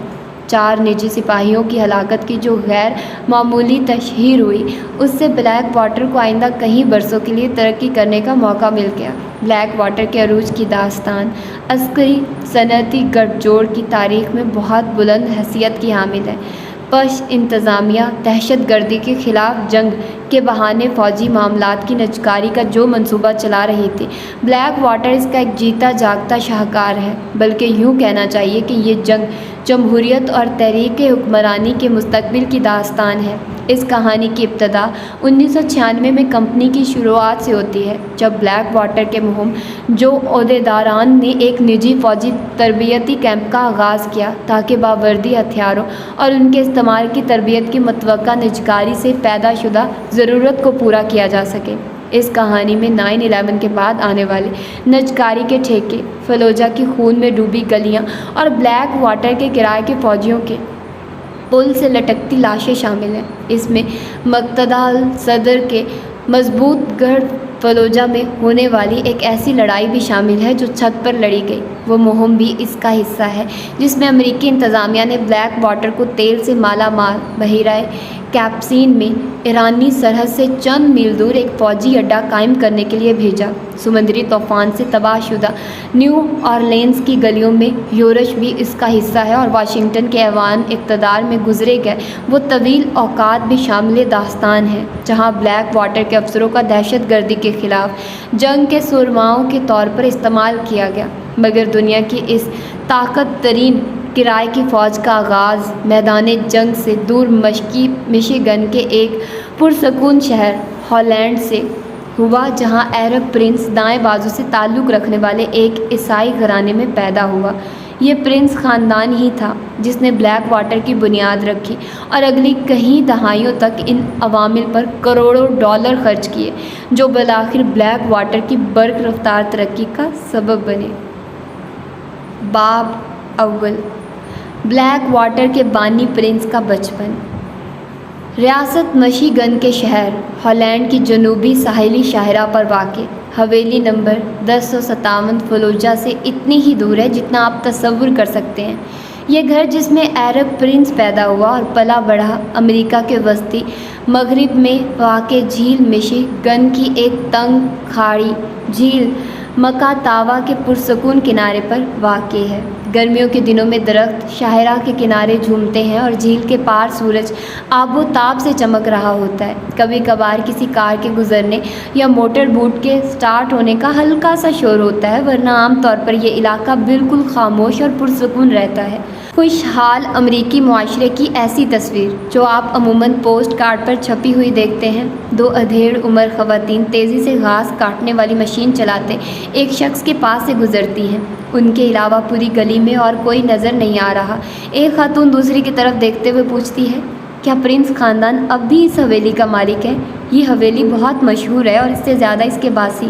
ہالینڈ مشیگن میں پرنس خاندان شاہی خانوادہ سمجھا جاتا ہے اور ایرک کا باپ ایڈگر پرنس تو بادشاہ کے طور پر جانا جاتا تھا۔ جس طرح بلیک واٹر کا میوک نارتھ کیرولینا میں واقع 7,000 ایکڑ دلدلی علاقے میں محیط کمپاؤنڈ جہاں ہمہ وقت مشین گن کی آوازیں گونجتی ہیں ایرک پرنس کی ذاتی جائیداد ہے، اسی طرح ہالینڈ کا یہ ولندیزی گاؤں اس کے باپ کی جاگیر تھا۔ ایڈگر پرنس ایک خود ساختہ صنعت کار تھا اور شہر کی 1/4 آبادی اس کی ملازم تھی۔ اس نے اس شہر کے ادارے بنائے، اس کے تجارتی علاقے کی منصوبے بندی کی اور رقوم فراہم کی اور شہر کے دونوں کالجوں کا وہ سب سے بڑا مربی تھا۔ 1995 میں اس کی اچانک موت کے 10 سال بعد بھی اس کا ورثہ اس کی یاد دلاتا رہتا ہے۔ شہر کے تجارتی علاقے کی 2 معروف ترین سڑکوں کے سنگم پر ایڈگر پرنس کی یادگار موجود ہے۔ کانسی کی 7 سیڑھیاں ایک چبوترے تک جاتی ہیں جس پر 3 موسیقاروں کے قد آدم مجسمے نصب ہیں۔ یہ بھی کانسی کے بنے ہوئے ہیں۔ ایک موسیقار کوٹ پہنے سیلو بجا رہا ہے، دوسرا وائلن اور تیسری موسیقار ایک جوان عورت ہے جو اسکرٹ پہنے ہوئے ہے اور بانسری بجا رہی ہے۔ ایک اور مجسمہ ایک چھوٹی بچی کا ہے جو ایک بچے کو باہوں میں لیے ہاتھ میں موسیقی کی کتاب تھامے ہوئے اور وہ دونوں گانے میں مصروف ہیں۔ ان مجسموں کی بنیاد پر ایک یادگاری تختی نصب ہے جس پر لکھا ہے، ہم ہمیشہ آپ کے قدموں کی آہٹ محسوس کریں گے۔ ہالینڈ کے اس تجارتی علاقے کے لوگ آپ کی بصیرت اور سخاوت کو ہمیشہ یاد رکھیں گے۔ ایڈگر پرنس نے اپنی اولاد کو جو سبق سکھایا تھا وہ یہ تھا کہ عیسائی اقدار دائیں بازو کی سیاست اور آزاد منڈی کی معیشت کے اصولوں پر مبنی کوئی جاگیر کیسے بنائی اور مستحکم رکھی جا سکتی ہے۔ اگرچہ آج کل ہالینڈ پرنس خاندان کی یادگاروں سے بھرا ہوا ہے، ایڈگر اس شہر کا پہلا بادشاہ نہیں تھا۔ اپنی آباد کاری کی شروعات سے ہی ہالینڈ عیسائی سرداروں کے زیر تسلط رہا ہے۔ 1846 میں البرٹس وان راتلے 57 دیگر ولندیزی پناہ گزینوں کے ہمراہ سمندری راستے سے مشیگن کے مغربی ساحل پر پہنچا تھا۔ پرنس کا جدہ امجد اپنے ملک کے چرچ کی نافذ کردہ مذہبی پابندیوں کی مخالفت کی وجہ سے مشق ستم بنا تھا اور ملک چھوڑنے پر مجبور ہوا تھا۔ وان راتلے ڈچ ریفارم چرچ کے ایک فرقے کا کارکن تھا جسے وہاں کا شاہی خاندان اچھا نہیں سمجھتا تھا۔ اپنے جہاز ساؤتھرنر پر امریکہ پہنچ کر وہ اپنے ساتھیوں کو جیل مشیگن کے کنارے لے گیا جہاں اس کا خیال تھا کہ وہ لوگ اپنے مذہبی عقائد کے مطابق آزادانہ زندگی بسر کر سکتے تھے۔ کچھ تلاش کے بعد اسے ایک موزوں مقام مل گیا۔ یہ مشیگن جھیل سے منسلک ایک چھوٹی جھیل کا کنارہ تھا۔ 9 فروری 1847 کو وان راتلے نے اس بستی کی بنیاد رکھی جہاں ایرک پرنس نے اپنا بچپن گزارنا تھا۔ تاہم وان راتلے کا خواب پوری طرح شرمندہ تعبیر نہ ہو سکا۔ ہوپ کالج جسے اس نے قائم کیا تھا اور جسے اس کے خاندان نے کروڑوں ڈالر کے عطیات دیے تھے کی تیار کردہ سوانح عمری کے مطابق وان راتلے ایک ایسی عیسائی بستی بسانا چاہتا تھا جہاں عیسائی عقائد کی حکمرانی ہو، مگر 1850 میں اسے قدرے مایوسی کا سامنا کرنا پڑا جب ہالینڈ ٹاؤن شپ کو مقامی حکومت کا درجہ مل گیا اور اس وجہ سے عیسائیت کا مکمل کنٹرول ممکن نہ رہا۔ اب وان راتلے نے ہالینڈ میں اپنی خیالی جنت بسانے کے لیے متبادل ذرائع کی تلاش شروع کی۔ سیاست میں سرگرم ہونے اور وسیع قطعات اراضی کا مالک ہونے کی وجہ سے اسے اثر و رسوخ حاصل تھا۔ اگرچہ مکمل عیسائی بستی کے لیے درکار بہت سے وسائل اب میسر نہ رہے تھے، وان راتلے وہاں کے اکلوتے کلیسا کا اب بھی سربراہ تھا، ڈسٹرکٹ اسکول بورڈ کارکن تھا، سب سے بڑا زمیندار تھا اور کاروباری حیثیت سے وسیع جائیداد بنا چکا تھا۔ یہی بات ایڈگر پرنس اور اب ایرک کے بارے میں بھی کہی جا سکتی ہے جو وان راتلے کی موت کے تقریباً 100 سال بعد پیدا ہوا تھا۔ قدامت پرست ڈچ ریفارم چرچ جس سے وان راتلے اور اس کا خاندان مذہبی رہنمائی حاصل کرتے تھے کے عقائد 7ویں صدی عیسوی کے ایک پادری جان کیلون کی تعلیمات پر مبنی تھے۔ اس فرقے کا ایک اہم عقیدہ یہ تھا کہ خدا نے ہدایت یافتہ اور گمراہ لوگوں کا تعین پہلے سے کیا ہوا ہے۔ یہ لوگ ان خدائی معاملات میں انسانی مداخلت کے قائل نہیں تھے۔ ان کے عقائد میں یہ بھی شامل تھا کہ احکامات خداوندی پر سختی سے عمل کرو اور محنت کش بنو، کیونکہ خدا اپنے بندوں کی رہنمائی تو کرتا ہے مگر اپنے حصے کا کام کرنے کا انسان خود ذمہ دار ہے۔ یہ فرقہ ان اخلاقی اقدار پر ہمیشہ سے فخر کرتا ہے۔ ہالینڈ کے اس قصبے کا دعویٰ ہے کہ اس کے باسیوں نے اپنے ہاتھ سے جھیل مشیگن تک نہر کھودی، جو کاروباری سرگرمیوں میں معاون ثابت ہوئی، اور کھدائی کے فوراً بعد نہر پر پل بھی تعمیر کیا۔ اس جفاکشی کی مثال ایرک پرنس کا دادا پیٹر پرنس ہے، جو ٹیولپ سٹی پروڈیوس کمپنی کا مالک تھا۔ اس کی موت ایک ٹرک پر ہوئی جس پر سوار ہو کر وہ 21 مئی 1943 کی صبح وہاں سے 30 میل دور واقع گرینڈ ریپڈز میں ایک کاروباری میٹنگ میں شریک ہونے جا رہا تھا۔ دوران سفر اسے دل کا دورہ پڑا جس سے وہ جانبر نہ ہو سکا۔ اس کا بیٹا ایڈگر گراس اس وقت 11 برس کا تھا۔ 10 سال بعد جب ایڈگر پرنس مشیگن یونیورسٹی سے انجینئرنگ کی ڈگری لے کر فارغ ہوا تو اس کی ملاقات ایلیسا زوائب نامی ایک لڑکی سے ہوئی جس کے والدین اس شہر میں زوائب سیڈ اسٹور چلاتے تھے۔ ایلسا حال ہی میں کیلون کالج سے شعبہ تعلیم اور عمرانیات میں فارغ التحصیل ہوئی تھی۔ ان دونوں نے شادی کر لی اور ایڈگر نے خاندانی دستور کے مطابق امریکی ایئر فورس میں شمولیت اختیار کر لی۔ ایڈگر کی تعیناتی کبھی ساؤتھ کیرولینا اور کبھی کولیراڈو میں ہونے کی وجہ سے یہ جوڑا مشرق اور مغرب کے سفر اختیار کرتا رہتا۔ پیٹر پرنس پہلی اور دوسری جنگ عظیم کے درمیانی وقفے میں لازمی فوجی خدمت کی عمر کو پہنچا تھا، تاہم یہ واضح نہیں کہ اس نے کسی جنگ میں عملاً شرکت کی تھی یا نہیں۔ اس کی وفات کے وقت اس کے 5 میں سے 4 بھائی فوج میں خدمات سر انجام دے رہے تھے۔ اگرچہ کالج اور ایئر فورس کے زمانے میں ایڈگر پرنس دور دور تک گھوما پھرا تھا، اس کے آبائی قصبے ہالینڈ نے اسے اور اس کی بیوی کو دوبارہ اپنی طرف کھینچ لیا تاکہ وہ اپنے خاندان کی کٹر مذہبی اور ثقافتی روایات کے مطابق زندگی گزارے۔ ایڈگر نے اپنی ایک کتاب میں جو اس نے ہالینڈ کے ایک کاروباری علاقے کی بابت لکھی تھی اور جس میں 3 ابواب اس کے خاندان کے بارے میں تھے، اس بات کا تذکرہ کیا کہ ہالینڈ رہائش اختیار کرنے کے لیے بہت موزوں ہے، کیونکہ ایک تو یہاں ہمارا خاندان آباد ہے اور پھر یہاں تفریح مواقع بھی وافر موجود ہیں۔ ہمیں اس بستی کا تمدن بھی پسند ہے جس کی بنیاد دل نشینوں کی مشہور عام عادات، صفائی ستھرائی، سلیقہ اور محنت شاخہ پر ہے۔ کمال پر پہنچنا ہمیشہ اس کا مطمع نظر رہا ہے۔ ہالینڈ واپسی پر ایڈگر نے کمر کسی اور وہاں ایک ادارے بس مشین ورکس کے ڈائی کاسٹنگ کے شعبے میں کام شروع کر دیا، جہاں ترقی پا کر وہ چیف انجینئر بن گیا، مگر اس کے ارادے زیادہ بلند تھے، اس لیے جلد ہی اس نے یہ ادارہ چھوڑ دیا۔ 1965 میں پرنس اور اس کے 2 ساتھی کارکنوں نے گاڑیوں کی صنعت کے لیے ڈائی کاسٹنگ مشینیں بنانے والی اپنی کمپنی قائم کر لی۔ 1969 میں اس نے 16,000 ٹن وزنی مشین تیار کی جو ہر 2 منٹ میں ایک ایلومینیم ٹرانسمیشن کیس تیار کرتی تھی۔ 1973 تک پرنس کی کارپوریشن خوب ترقی کر چکی تھی اور اس کے مختلف شعبہ جات میں سینکڑوں افراد کام کر رہے تھے۔ اسی سال کمپنی نے ایک ایسی پروڈکٹ ایجاد کی جو بالآخر کمپنی کی پہچان بن گئی اور جس کا استعمال دنیا کی تقریباً ہر کار میں ہونے لگا۔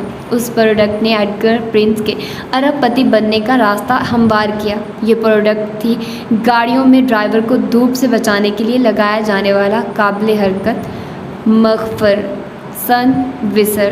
مگر جب کہ پرنس خاندان میں شہرت اور دولت کی بہتات ہو چکی تھی، 16 تا 18 گھنٹے روزانہ کام کرنا ایڈگر پر اپنے اثرات مرتب کر رہا تھا اور 1970 کے شروع میں اسے بھی اپنے باپ کی طرح دل کے دورے کا سامنا کرنا پڑا۔ یہ وہ موقع تھا جب ہسپتال کے بستر پر لیٹے ہوئے اس نے سوچا کہ اس کی محنت شائقہ نے اس کے لیے کیا نتائج پیدا کیے ہیں۔ اسی وقت اس نے یسوع مسیح سے تجدید عہد وفا کیا۔ پرنس کے ایک دوست جو دائیں بازو کے مذہبی عناصر کے ابتدائی رہنماؤں میں شامل تھا اور قدامت پرست عیسائی group the family research council کا بانی تھا، کا کہنا ہے کہ ایڈگر نے اسی لمحے اپنا اور اپنے بزنس کا مستقبل خدا کے حوالے کر دیا اور اس وقت کے بعد پرنس کارپوریشن کو بے نظیر ترقی اور مالی کامیابی حاصل ہونے لگی۔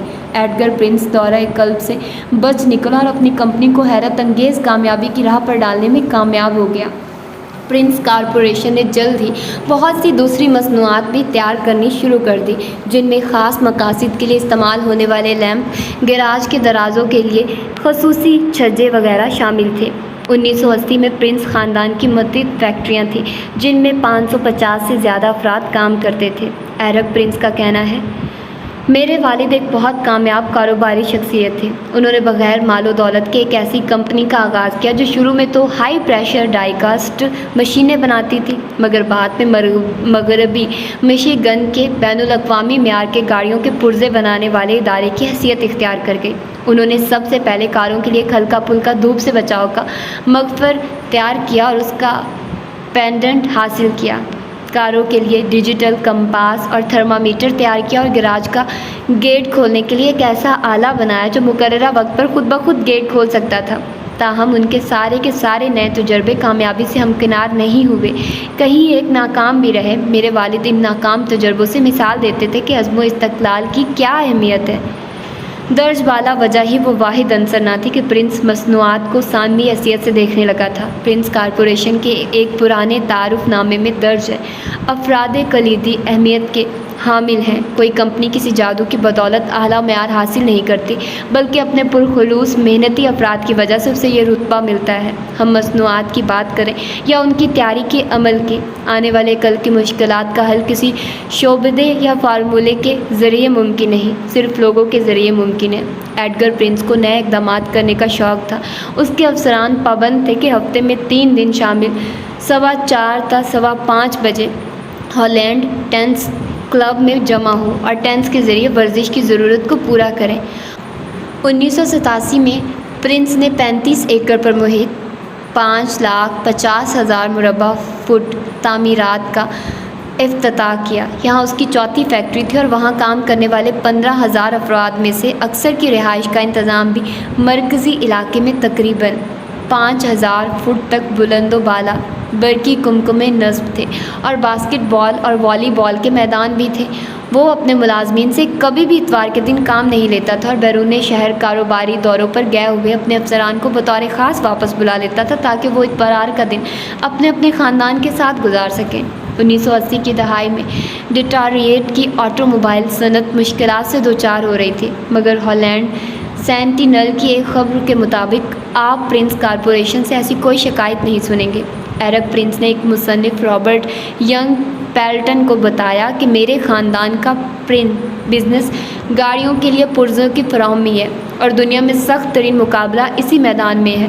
میرے والد کی تمام توجہ معیار، مقررہ مقدار اور گاہکوں کی تسلی و تشویق پر مرکوز رہتی تھی، اور رات کے کھانے پر بھی ہم یہی باتیں کرتے تھے۔ مگر ایڈگر پرنس کا مقصد صرف اپنے بزنس اور اس کے کارکنوں کی کامیابی تک محدود نہیں تھا، اور پیسے کی فراوانی نے اسے اپنے بلند تر مقصد کی تکمیل کے وسائل بھی فراہم کر دیے تھے۔ یہ مقصد تھا قدامت پرست عیسائی اغراض و مقاصد کے لیے بے دریغ خرچ کرنا۔ گیری بوویر کے مطابق ایڈگر پرنس بادشاہ گر نہیں، سلطنت گر تھا۔ اس کے نزدیک ذاتی کامیابی ثانوی حیثیت کی حامل تھی، اور فوقیت اس بات کو حاصل تھی کہ عیسائی تعلیمات کا فروغ ہو اور معاشرے کے اخلاقی رویوں کو بحال کیا جائے۔ 1980 کی دہائی میں پرنس فیملی کا رشتہ امریکہ کے محترم ترین قدامت پسند خاندانوں میں سے ایک کے ساتھ قائم ہو گیا، جب ایرک پرنس کی ہمشیرہ بیسٹی نے ڈگ ڈیوس سے شادی کی۔ ڈگ کے والد نے ایک ملٹی لیول مارکیٹنگ فرم ایموے قائم کی تھی اور بتدریج اورلینڈو میجک باسکٹ بال ٹیم کا مالک بن گیا تھا۔ ایموے مقامی مصنوعات کی تقسیم کا ایک طاقتور ادارہ تھا اور اس پر الزام تھا کہ یہ ایک مذہبی فرقے کی مانند چلایا جاتا تھا۔ 1990 کی دہائی میں یہ کمپنی امریکی انتخابات میں سب سے زیادہ چندہ فراہم کرنے والی تجارتی ادارے میں سے ایک تھی۔ یہ زیادہ تر ریپبلکن امیدواروں کو ہی چندہ فراہم کرتی تھی اور اپنے کاروباری اثر و رسوخ کو اپنے سیاسی مقاصد کے فروغ کے لیے استعمال کرتی تھی۔ ایموے کا زیادہ تر انحصار اپنے 5 لاکھ سے زائد امریکی خود مختار ڈسٹری بیوٹرز پر تھا، جو ان سیاسی مقاصد کے لیے مذہبی جنونیوں کی طرح سرگرم تھے۔ اپنی کمپنی کے صابن، وٹامن، ڈٹرجنٹ اور دیگر گھریلو اشیاء فروخت کرنے کے ساتھ وہ ایموے کے فلسفے کو بھی آگے بڑھاتے تھے۔ جیسا کہ مدر جونز میگزین نے کمپنی کی کرتوتوں کی بابت 1996 میں لکھا، وہ آپ سے کہتے ہیں کہ کچھ بھی ہو جائے، ہمیشہ قدامت پسندوں کو ووٹ دیں۔ آزاد خیال لوگ ہم جنس پرستی کے حامی ہیں اور عورتوں کو گھروں سے باہر نکلنے کی اجازت دیتے ہیں۔ ایک سابقہ ایموے ڈسٹری بیوٹر کیرن جونز نے میگزین کو بتایا، وہ کہتے ہیں کہ ہم ہر چیز کو وہاں دیکھنا چاہتے ہیں جہاں اسے ہونا چاہیے۔ کہا جاتا ہے کہ ایم وے کے اکابرین نے اپنے جلوسوں اور اکسانے والے ٹیپ شدہ پیغامات کے ساتھ ساتھ وائس میل پیغامات بھی استعمال کیے تاکہ اپنے ڈسٹریبیوٹرز کو ایک بھرپور مقامی سیاسی قوت کے طور پر استعمال کیا جا سکے۔ بیسٹی اور ڈگ کی شادی سے دو خاندانوں کا اسی طرح الحاق ہوا جیسا کہ یورپ کے شاہی خاندانوں میں ہوا کرتا تھا۔ ڈیوڈز خاندان مشیگن کے ان محدودوں چند خاندان میں سے ایک تھا جن کی قوت اور اثر و رسوخ پرنس خاندان سے زیادہ تھا۔ وہ امریکی تاریخ کے ان بڑے کرداروں میں سے ایک تھے جو ہمیشہ انتہا پسند عیسائی سیاست دانوں کو اعلیٰ عہدے دلوانے کے لیے اپنی دولت پانی کی طرح بہاتے تھے۔ بیسٹی اور ڈگ کچھ عرصہ پرنس فیملی اور ایرک جو اپنی ہمشیرہ سے 9 سال چھوٹا تھا کی رہائش گاہ سے کچھ ہی دور مقیم رہے۔ 1988 میں گیری بوویر اور باکس آن دی فیملی کے بانی جیمز ڈابسن نے ایک ایسے ادارے کی تعمیر شروع کی جو فیملی ریسرچ کونسل کے نام سے جانا گیا۔ مصمم ارادے، اثر و رسوخ اور کٹر قدامت پرست انجیلی فرقے کے خیالات کا حامل یہ ادارہ اپنے قیام کے زمانے سے ہی ہم جنس شادیوں کی مخالفت، عیسائی اسکولوں میں اسقاط حمل کی تعلیم کی ممانعت اور اسٹیم سیل ریسرچ کی مخالفت میں پیش رہا ہے۔ اس ادارے کے عملاً قیام کے لیے رقم کی ضرورت پڑی تو انہوں نے ایڈگر پرنس سے رجوع کیا۔ بوویر کہتا ہے، جب میں نے اور جیمز ڈابسن نے دیکھا کہ ہمارے پاس FRC کے لیے مطلوبہ مالی وسائل نہیں ہیں تو ایڈگر اور اس کے خاندان نے اس رکھنے کو پاٹا۔ میں بلا جھجک کہہ سکتا ہوں کہ ایڈگر، ایلسا اور ان کے بچوں کے لیے تعاون کے بغیر فیملی ریسرچ کونسل نام کی کوئی چیز نہیں ہو سکتی تھی۔ ننا ایرک FRC میں بوویر کے اولین شاگردوں میں سے ایک تھا۔ یہ بھی دائیں بازو کے ان بہت سے مقاصد میں سے ایک تھا جس کے لیے پرنس فیملی نے ڈیوس فیملی کے ساتھ مل کر رقوم فراہم کی، اور یہ کاوشیں بالآخر 1994 میں ریپبلکن انقلاب کی صورت میں بار ثابت ہوئی جب نیوٹ گنگرچ اپنے دائیں بازو کے ایجنڈے کے ساتھ، جسے کانٹریکٹ ود امریکہ کہا جاتا ہے، امریکی کانگریس میں پہنچ گیا اور 40 سال میں پہلی مرتبہ طاقت کا توازن ڈیموکریٹس کے مخالف ہو گیا۔ اس انقلاب کی مدد کے لیے ڈیوس کی کمپنی ایم وے نے ریپبلکن پارٹی کو $2.5 ملین فراہم کیے، جو امریکی تاریخ میں کسی بھی سیاسی پارٹی کو باضابطہ ملنے والا سب سے بڑا نقد چندہ تھا۔ 1996 میں ایم وے نے ریپبلکن پارٹی کے سان ڈیگو کنونشن اور وزٹرز بیورو کے لیے $13 لاکھ کا چندہ دیا تاکہ ایک مشہور ریڈیو پروگرام کے دوران پارٹی کے تشہیری اعلانات نشر ہونے کی ادائیگی کی جائے۔ ایرک کی ہمشیرہ بیسٹی ڈیوس 1996 سے 2000 تک اور دوبارہ 2003 سے 2005 تک ریپبلکن پارٹی کے مشیگن میں سربراہ رہی، اور اس نے امریکی سینٹ کا انتخاب لڑنے کی بھی کئی مرتبہ کوشش کی۔ وہ جارج ڈبلیو بش کی انتخابی مہم کے لیے چندہ جمع کرنے والوں میں بھی شامل رہی، اور اس نے $1 لاکھ سے زائد اس مقصد کے لیے اکٹھے کیے۔ اس کا خاندان ڈک 2006 میں گورنر کے عہدے کے لیے ریپبلکن پارٹی کا امیدوار تھا، مگر وہ یہ مقابلہ ہار گیا تھا۔ مشیگن کی سیاست پر گہری نظر رکھنے والے کہتے ہیں کہ ریاست کی سیاست میں ڈیوس خاندان کو بلا مبالغہ بہت زیادہ اثر و رسوخ حاصل ہے۔ کیلون کالج کے پولیٹیکل سائنس کے پروفیسر ڈاگ کوپمین کے مطابق مشیگن میں ریپبلکن پارٹی کے کسی بھی اہم عہدے کے خواہش مند کے لیے ضروری ہے کہ وہ ڈیوس خاندان کی سرپرستی حاصل کرے۔ یہ خاندان نہ صرف ناگزیر رقم فراہم کرتا ہے بلکہ یہ بھی طے کرتا ہے کہ امیدوار مطلوبہ عہدے کا اہل ہے یا نہیں۔ پرنس اور ڈیوس خاندان مشیگن فیملی فورم MFF کے قیام میں بھی پیش رہے، جو جیمز ڈابسن کے فوکس آن دی فیملی کی ریاستی شاخ تھا۔ پرنس خاندان نے نہ صرف MFF کو ہزاروں ڈالر فراہم کیے بلکہ ایرک پرنس کی ایک دوسری ہمشیرہ ایملی ویرڈا نے اس کے مالی امور کی دیکھ بھال کی ذمہ داری بھی نبھائی۔ MF نے قدامت پرست گرجوں میں ووٹرز کو متحرک کیا کہ وہ دائیں بازو سے تعلق رکھنے والے قانون سازوں کی حمایت کریں۔ 1990 کے اوائل سے MFF نے ایک پس پردہ تحریک شروع کی۔ چرچ سے تعلق رکھنے والوں پر مشتمل 1000 سے زائد کمیٹیاں قائم کی گئی جن کا مقصد عوامی نظروں سے اوجھل رہ کر دائیں بازو کے مقاصد کو فروغ دینا تھا۔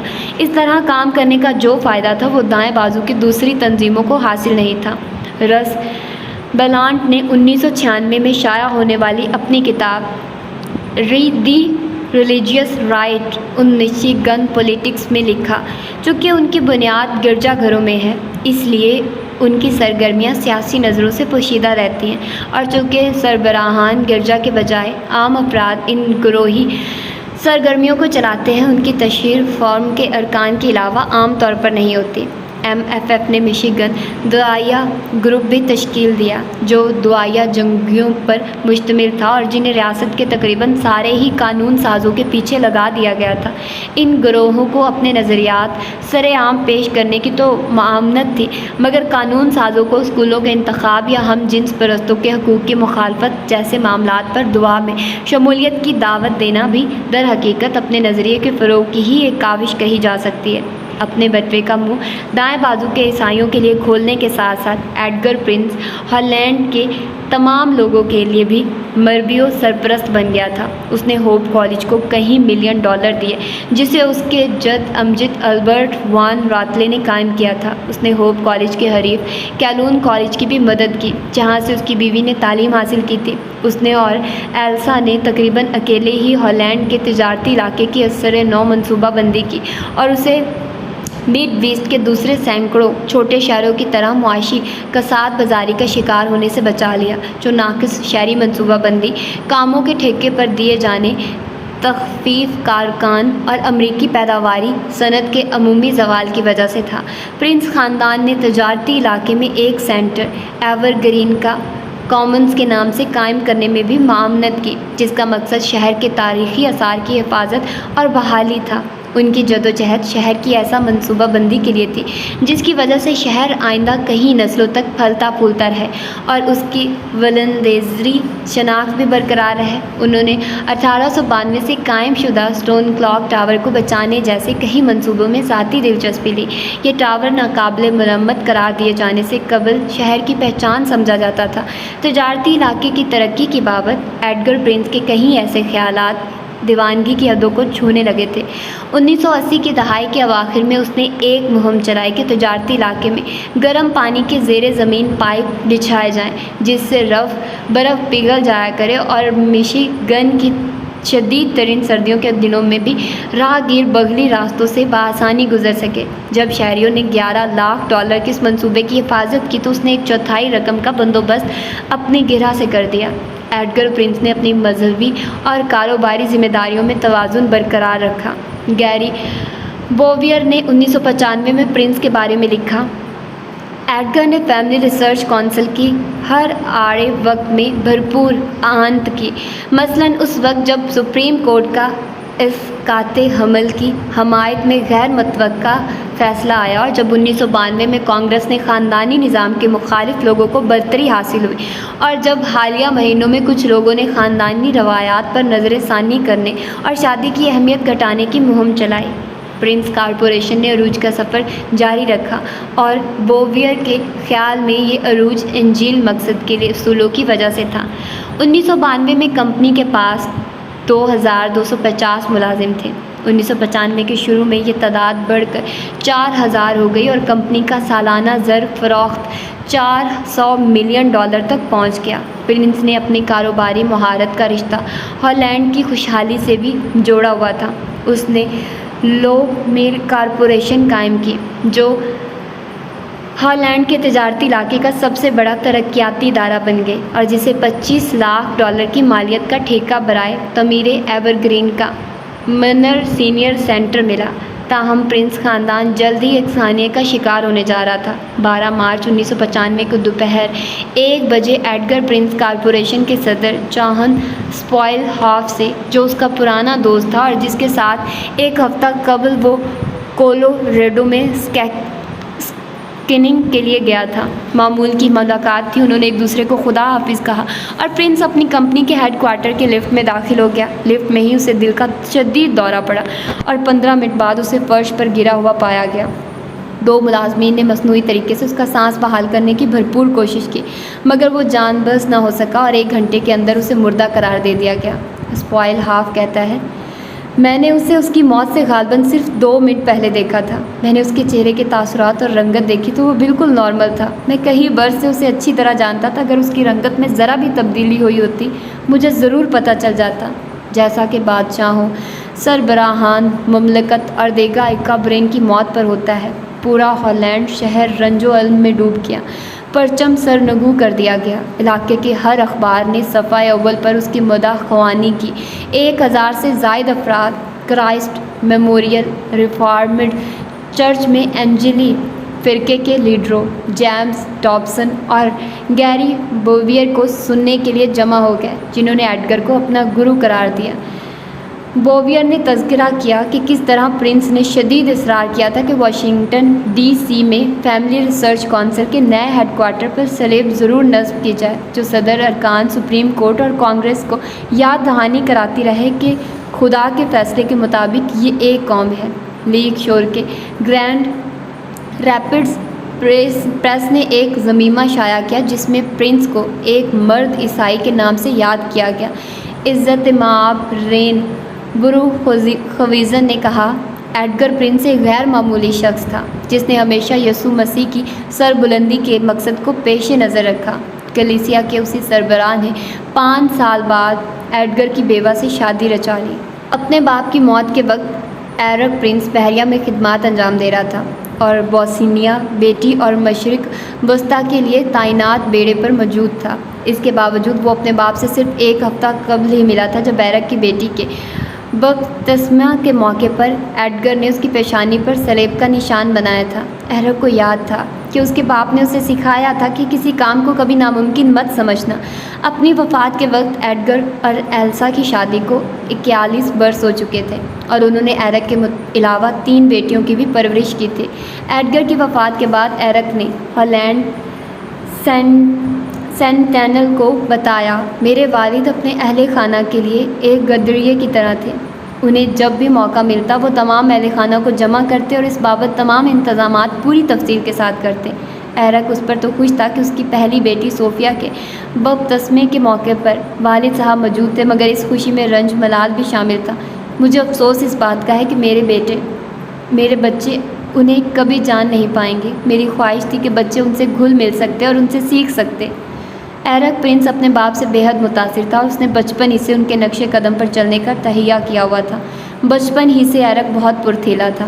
ہالینڈ کرسچن اسکولوں میں ابتدائی اور ثانوی تعلیم کے زمانے میں وہ فٹ بال، باسکٹ بال وغیرہ میں بھی کھیلا کرتا تھا۔ اس کے اسکول کٹر مذہبی قسم کے تھے اور وہ اپنے سالانہ جرائد میں کہیں کہیں صفحات انجیل کی آیات اور منتر پیش کرنے میں صرف کرتے تھے۔ ایک مرتبہ اس کے سالانہ جریدے کے 3 صفحے پر درج تھا، خدا کی بادشاہت میں تمام زندہ اشیاء عیسیٰ علیہ السلام کی پیش کردہ انسانیت کی تشکیل نو کے لیے جی رہی ہیں۔ تمام جستجو اور تلاش اور ایجادات اور جو کچھ بھی ہم کر سکتے ہیں اسی لیے ہے۔ گیری بوویئر ایڈگر اور ایرک کے مابین خصوصی تعلق کا اعتراف کرتے ہوئے کہتا ہے، ایرک پرنس جو اپنے والدین کی واحد نرینہ اولاد تھا اور جو FRC کا پہلا کالج لیول کا تربیتی تھا، یقیناً اپنے باپ کو اچھی طرح سمجھتا تھا۔ کالج کی طالب علمی کے زمانے میں ایرک نہ صرف فیملی ریسرچ کونسل کے لیے کام کرتا تھا بلکہ وہ اپنے باپ کے سانچے میں ڈھلنے کے لیے بھی کوشاں تھا۔ ہائی اسکول کے بعد وہ نیول اکیڈمی میں داخل ہوا تاکہ نیوی پائلٹ بن سکے، مگر 3 سیمسٹر بعد اسے چھوڑ کر ہلز ڈیل کالج میں داخل ہو گیا، جو مشیگن میں فنون لطیفہ کا کالج تھا اور سرمایہ دارانہ نظام میں معیشت کی تبلیغ کرتا تھا۔ 2000 کے پرنسٹن ریویو کے جائزے کے مطابق یہ کالج امریکہ کا سب سے زیادہ قدامت پسند کالج تھا۔ ایرک کے پروفیسر گیری والفرم کے مطابق ایرک ایک ذہین اور خوشگوار شخصیت کا حامل شخص تھا اور اچھی گفتگو کر سکتا تھا۔ اس کی ایک خوبی یہ بھی تھی کہ وہ منڈی اور سیاسی نظام کے باہمی تعلق کو سمجھتا تھا۔ پرنس کی طبیعت میں بھی مہم جوئی کا شوق شامل تھا اور کالج کے زمانے میں اس نے یہ شوق اس طرح پورا کیا کہ کالج کے آگ بجھانے والے رضاکاروں میں شامل ہو گیا۔ ایرک جو بڑا ہوتا گیا، دائیں بازو کی سیاست میں اس کی دلچسپی بڑھتی گئی اور اس نے جارج H.W. بش کے زمانے میں وائٹ ہاؤس میں ایک 6 ماہ کے تربیتی کورس میں بھی شرکت کی۔ اسی تربیت کے دوران 19 سالہ پرنس نے اپنا پہلا سیاسی چندہ بھی دیا۔ یہ $15,000 تھے جو اس نے national Republican congressional company committee کو دیے۔ تب سے اب تک پرنس، اس کی آنجہانی بیوی جان اور اس کی موجودہ بیوی جوانا وفاقی انتخابی مہموں کے لیے $2,44,800 چندہ دے چکے ہیں، اور اس میں سے ایک دھیلا بھی ڈیموکریٹس کو نہیں دیا گیا۔ اس نے اب تک جیسے ہیلمز، اولی نارتھ، رچرڈ پومبو، اسپنسر ابراہم، ڈک کرائسلر، رک سینٹورم، ٹام کوبرن، ٹام ڈیلے، جم ڈمنٹ، مائک پینس، ڈنکین ہنٹر وغیرہ جیسے افراد کی حمایت کی ہے۔ پرنس نے کچھ عرصہ کانگریس میں ڈانا ڈو ہبرا بیکر کے دفتر میں بھی کام کیا۔ 1992 میں وہ سخت موقف رکھنے والے صدارتی امیدوار پیٹ بکانان کی انتخابی مہم کے بارے میں بہت پرجوش ہو گیا، جو جارج بش کے مقابلے میں ریپبلکن پارٹی کا امیدوار بننا چاہتا تھا، اور اس کا انتخابی ایجنڈا تارکین وطن، اسقاط حمل اور ہم جنس پرستی کی شدید مخالفت پر مبنی تھا۔ پرنس کی بکانان کے لیے حمایت اور اس کی ہمشیرہ بیسٹی کے دوران جھگڑے کا بھی سبب بنی، جو بش کے دوبارہ انتخاب کے لیے سرگرم تھی۔ تاہم ایڈگر اور ایرک بش کے پرستاروں میں سے نہیں تھے۔ ایرک نے 1992 میں گرینڈ ریپیڈ پریس کو بتایا، میں نے بش انتظامیہ کے ساتھ 6 ماہ بطور ایک تربیتی کے گزارے ہیں۔ میں نے وہاں بہت سے ایسے کام ہوتے دیکھے جن سے میں متفق نہیں ہوں۔ ہم جنس پرستوں کا وہاں مدعو کیا جانا، بجٹ پر سمجھوتا، کلین ایئر ایکٹ اور اسی قبیل کے دوسرے کام جن سے معلوم ہوتا ہے کہ یہ انتظامیہ قدامت پرستوں کے لیے باعث تشویش معاملات سے بالکل لاپرواہ ہے۔ ایرک نے ہلز ڈیل میں بکانان کی انتخابی مہم کے لیے کام شروع کر دیا، اور ایڈگر نے مالی مدد فراہم کی، مگر ایرک کا عوامی سیاست میں شرکت کا جوش تھوڑا عرصہ ہی برقرار رہا۔ اگلے برس اس نے ملٹری میں دوبارہ شمولیت اختیار کر لی، اور 1992 میں آفیسر کینڈیڈیٹ اسکول کے ذریعے سیل کی ٹیم نمبر 8 کا حصہ بن کر اس سفر کا آغاز کیا، جو آخر کار اسے مویوک، نارتھ کیرولینا تک لے گیا۔ نارفولک میں ٹیم نمبر 8 میں گزارے ان 4 سالوں کے دوران اس کی ملاقات کئی ایسے افراد سے ہوئی جنہوں نے بعد ازاں اس کے ساتھ مل کر بلیک واٹر کی بنیاد رکھی۔ ایرک اپنی اس جاب سے خوش تھا، اور اس کے اہل خانہ بھی۔ ایڈگر کی وفات کے کچھ ماہ بعد اس کی بیوی نے بتایا، ایڈگر کی ہمیشہ یہ خواہش تھی کہ اس کے بچے وہی بنیں جو وہ چاہتے ہیں اور جس کے لیے ان کے اندر صلاحیت ہے۔ ایڈگر پرنس کی موت کے کچھ ماہ بعد یہ محسوس کیا جانے لگا کہ پرنس کارپوریشن کی ساکھ کو ایڈگر کے بعد بھی قائم رکھنے کا کام پرنس خاندان کے علاوہ کوئی اور نہیں کر سکتا۔ ایلسا کمپنی کے بورڈ کی چیئرمین بن گئی، اور ایرک کو بھی کمپنی کے معاملات سیدھے کرنے میں مدد کرنے کے لیے آنا پڑا۔ علاوہ ازیں ابھی حال میں اس کی بیوی ایک مہلک کینسر کی تشخیص ہوئی تھی۔ ان حالات میں کل وقتی ملٹری ملازمت ممکن نہ رہی، مگر نوجوان پرنس اپنی کارپوریشن کا سربراہ نہیں بننا چاہتا تھا، لہٰذا 22 جولائی 1996 کو، جب کہ ایڈگر کو رخصت ہوئے 1 سال سے کچھ ہی عرصہ زیادہ ہوا تھا، بہت غور و فکر کے بعد اس نے کئی ایک خریداروں میں سے جانسن کنٹرولرز کا انتخاب کیا، اور کارپوریشن ان کے ہاتھ بعوض $1.35 بلین نقد فروخت کرنے کا معاہدہ کر لیا۔ معاہدے میں یہ شرائط شامل تھی کہ کارپوریشن کا نام نہیں بدلا جائے گا، نہ ملازمین کو نکالا جائے گا، اور نہ ہی کام کرنے کا وہ مخصوص ماحول بدلا جائے گا جو کئی برسوں سے چلا آ رہا تھا۔ مقامی اخبارات نے بہت جوش و خروش کے ساتھ اس واقعے کی رپورٹنگ کی، اور ایلسا کا یہ بیان نقل کیا کہ ہماری دعاؤں کے جواب میں خداوند نے ہمارے لیے صحیح موقع درست وقت پر پیدا کر دیا۔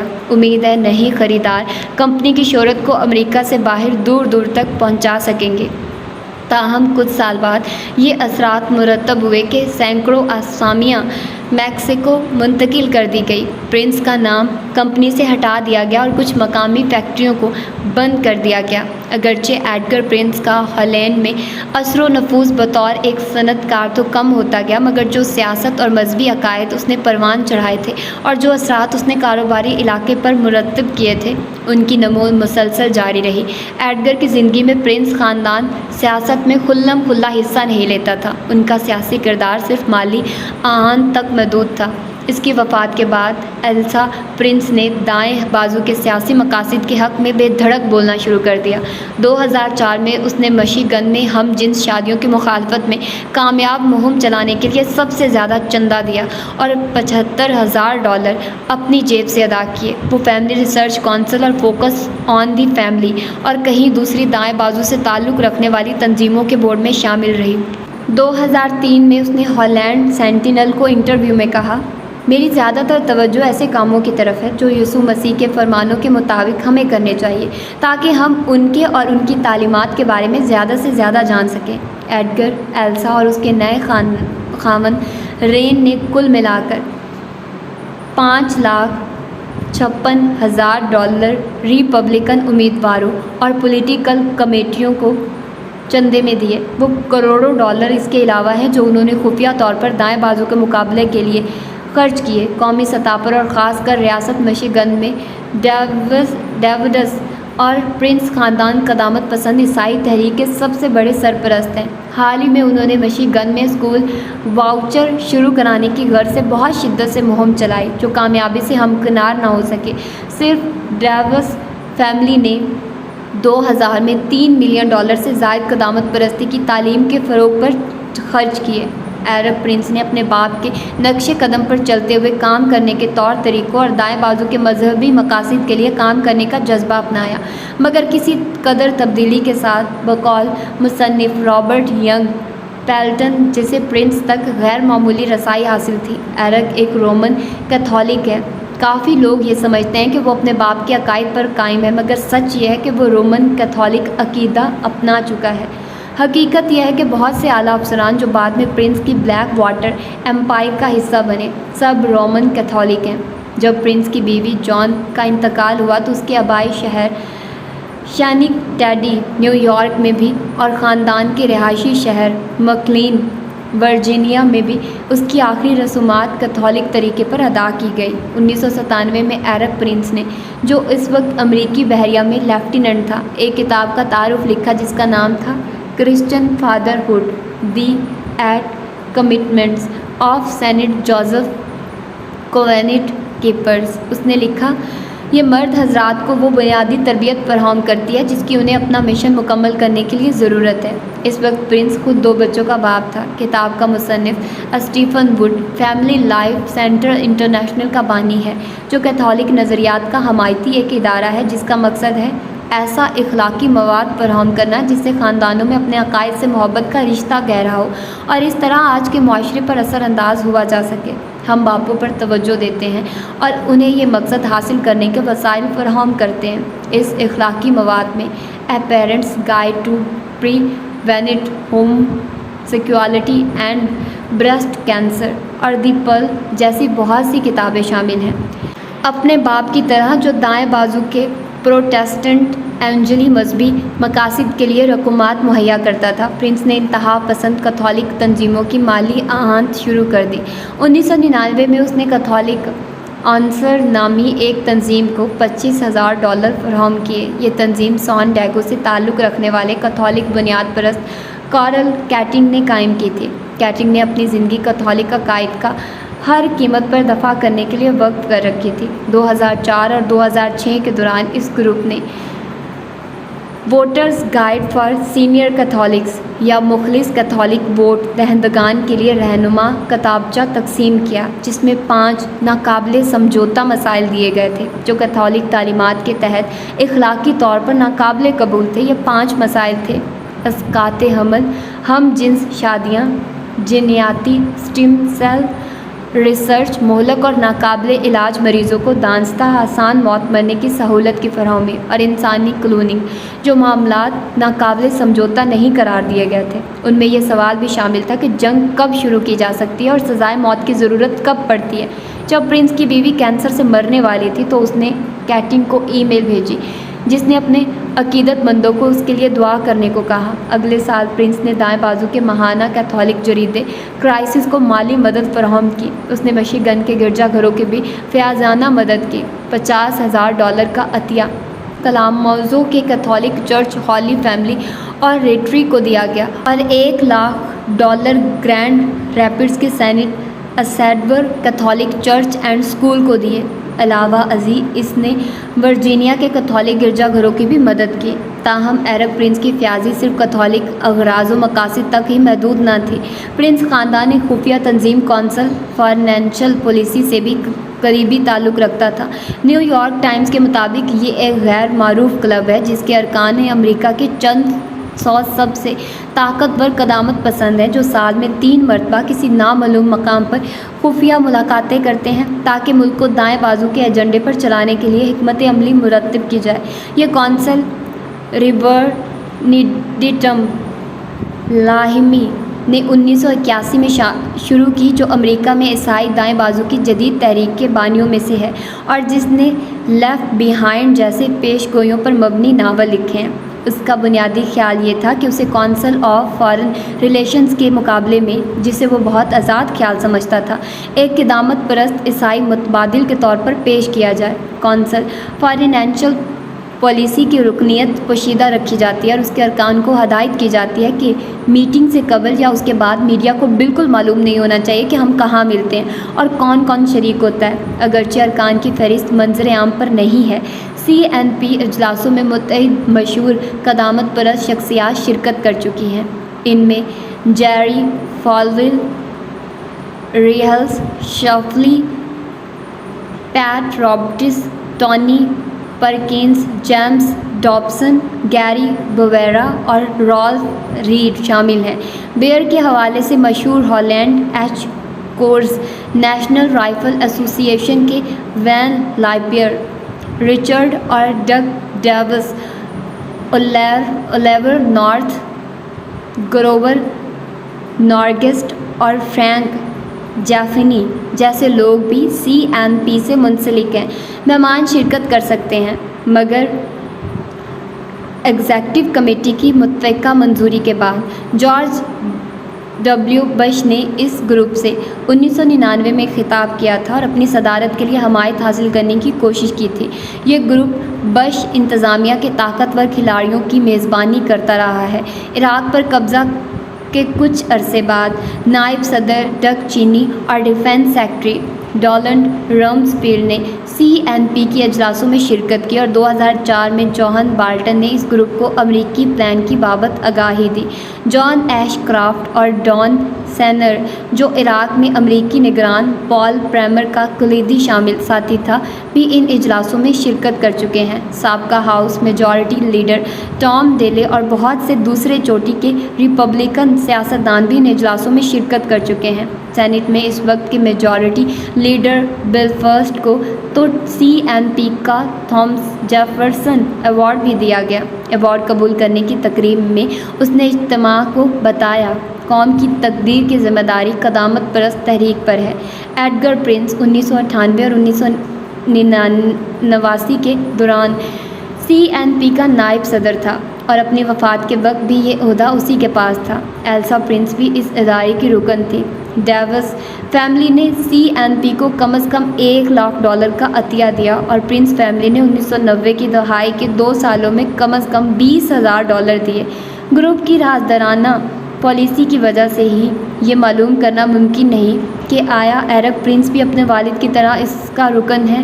تاہم ایرک نے CNP کو عطیات ضرور دیے ہیں اور اس کے کلیدی عہدیداروں سے اس کے قریبی تعلقات بھی ہیں۔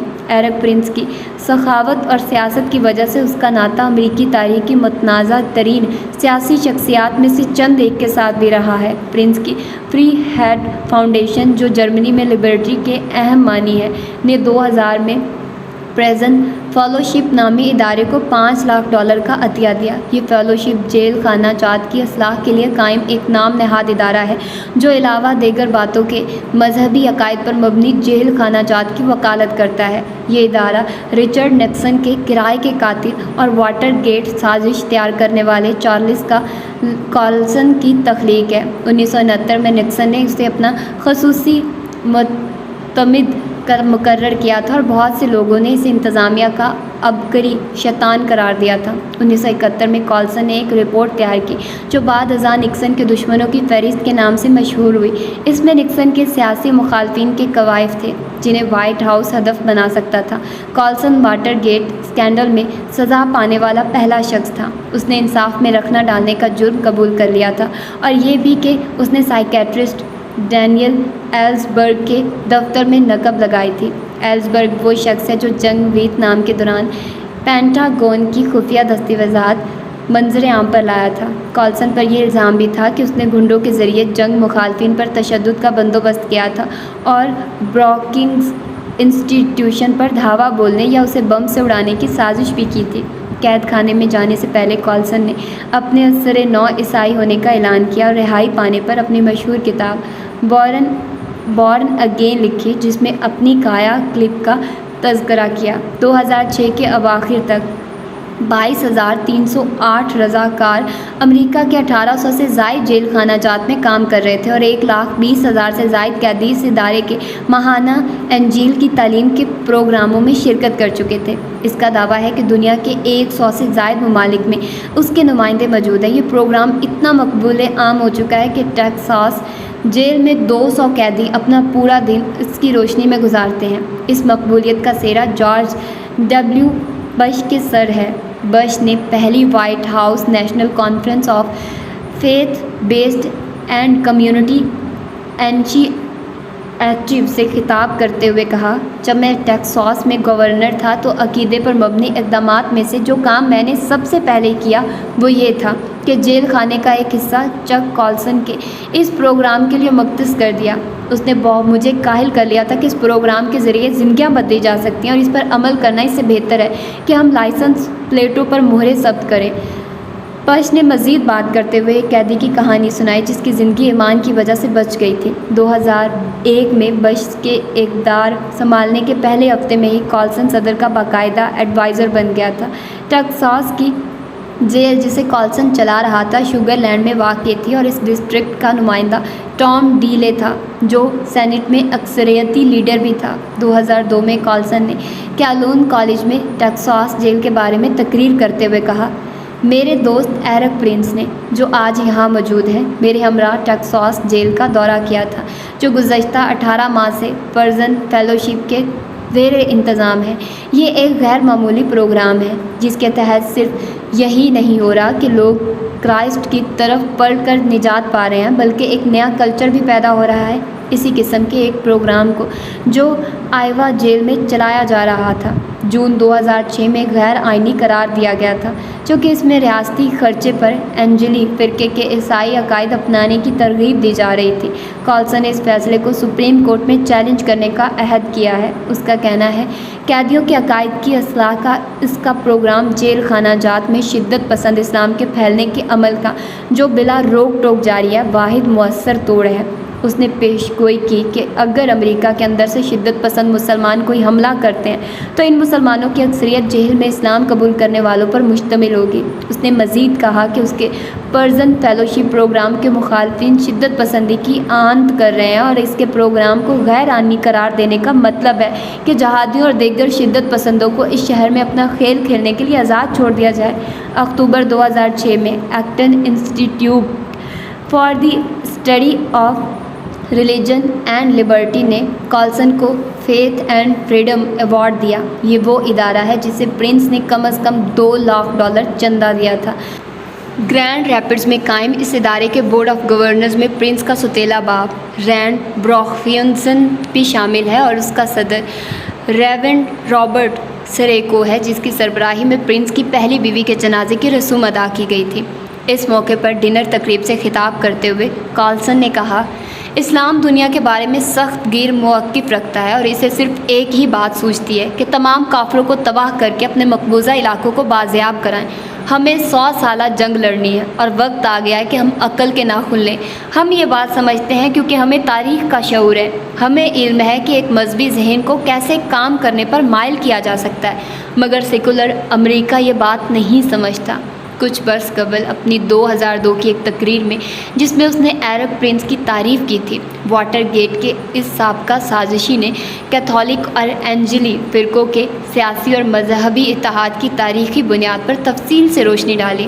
کالسن نے بتایا کہ اس نے اس اتحاد کی بابت کام 1980 کی دہائی میں شروع کیا اور قدامت پسند اینجلی فرقے کے پادری رچرڈ نیو ہاؤس سے، جو بعد میں کیتھولک مسلک اختیار کر چکا ہے، تبادلہ خیال کیا کہ ایک متحدہ طریق کیسے چلائی جائے۔ یہ کوششیں 1994 میں ایک متنازع دستاویزات evangelical and Catholic together the Christian mission in the third millennium کی صورت میں ظاہر ہوئی۔ اس دستاویزات نے وہ بصیرت فراہم کی جس نے بلیک واٹر کی کارپوریٹ اسٹریٹجی اور عرب پرنس کی سیاست میں جان ڈال دی۔ کیتھولک چرچ کے تاریخی اثر و نفوذ اور جدید روایت پسند امریکی اینجلی طریق کی عوامی پذیرائی کے الحاق کے ذریعے اس الحاق کے لیے غیر کنزرویٹو اور زیادہ تر سیکولر یہودیوں کی حمایت مزید تقویت کی باعث بنی۔ مصنف ڈیمن لنکن نے، جو نیو ہاؤس کے جریدے فرسٹ تھنگز کا مدیر رہ چکا تھا، اس غیر معمولی واقعے کو تھیو کارنر کے اصطلاح سے تعبیر کیا: ECT انجیلی فرقے اور کیتھولک فرقے کا اتحاد۔ دستاویزات اس تاریخ کا منشور بن گئی جس کے لیے عرب پرنس نے عنقریب مالی اور عملی تعاون کرنا تھا۔ اس دستاویزات میں درج تھا: یہ صدی جو قریب الاختتام ہے، عیسائیت کی پوری تاریخ میں ہمارے مشن کے وسعت پذیر ہونے کے حوالے سے فقید المثال ہے۔ ہم دعا کرتے ہیں اور یقین رکھتے ہیں کہ اس توسیع نے اگلے 1000 سال کی پہلی صدی میں عیسائیت کے مزید فروغ کے دروازے کھول دیے ہیں۔ عیسائیت کے جو 2 فرقے انجیل کی تعلیم کے زیر اثر تیزی سے عروج پا رہے ہیں، وہ انجیلی اور کیتھولک فرقے ہیں۔ دستخط کنندگان ان دونوں فرقوں کے اتحاد پر زور دیتے ہیں تاکہ تمام انسان یسوع مسیح پر بطور خدا اور نجات دہندہ ہونے کے لیے ایمان لائیں۔ دستاویزات نے چرچ اور ریاست کے علیحدگی کا اعتراف تو کیا، مگر اس اصول کی غلط شرح پر شدید احتجاج بھی کیا کہ اس کا مطلب مذہب کو عوامی زندگی سے نکال دینا ہے۔ ہمارے بہت سے سیاسی حلقوں کا اس استدلال کہ مذہب کو معاشرے میں دخل انداز نہ ہونا چاہیے، جمہوری طرز حکومت کے سب سے بنیادی اصول کی صریح خلاف ورزی قرار دینا بہت ضروری ہے۔ تاہم ETC محض ایک فلسفیانہ دستاویزات نہیں تھی، بلکہ اس نے ایک ایسا لائحہ عمل بھی پیش کیا جو بینہ پش انتظامیہ کا بھی ایجنڈا قرار پا گیا۔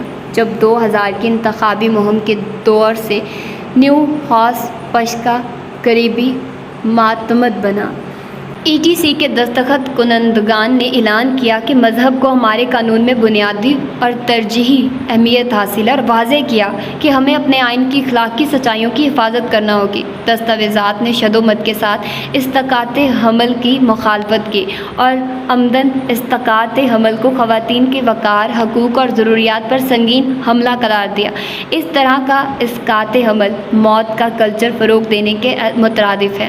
اس نے اسکول میں اخلاقیات کی تعلیم پر زور دیا، کیونکہ تعلیمی ادارے ہی کے ذریعے ثقافتی ورثہ مذاہب جس کا جزو لائنفک ہے، بالخصوص یہودیت اور نصرانیت، اگلی نسلوں کو منتقل ہوتا ہے۔ دستاویزات نے نیو لبرل اقتصادی پالیسیوں کا شدت سے دفاع کیا اور کہا، ہم ایک آزاد معاشرہ اور پھلتی پھولتی مارکیٹ اکانومی چاہتے ہیں۔ ہم آزاد معیشت کی اہمیت تسلیم کرتے ہیں کہ نہ صرف یہ بہتر نتائج دیتی ہے بلکہ یہ عیسائیت کے نظریہ انسانی زندگی کے بھی عین مطابق ہے۔ معاشی آزادی اگرچہ سنگین بے اعتدالیوں کا بھی سبب ہے، مگر یہ تخلیقیت، باہمی تعاون اور احتساب کو فروغ دے کر عوامی فلاح کا ذریعہ بنتی ہے۔ اس نے کہا کہ مغربی تہذیب کے سراہے جانے کی پہلے سے زیادہ ضرورت ہے، کیونکہ ہم جانتے ہیں کہ جس مغربی تہذیب کا ہم حصہ ہے اس کی تعمیر میں عیسائیت کا کلیدی کردار ہے۔ دستخط کنندگان نے اعلان کیا کہ کثیر الثقافتی کا مطلب یہ ہو گیا ہے کہ اپنی ثقافت کے علاوہ باقی سب کو سراہو۔ لہٰذا انہوں نے اعلان کیا کہ مغربی ثقافت ہی ہمارا ورثہ ہے جسے ہم نے آئندہ نسلوں کو تحفے میں دینا ہے۔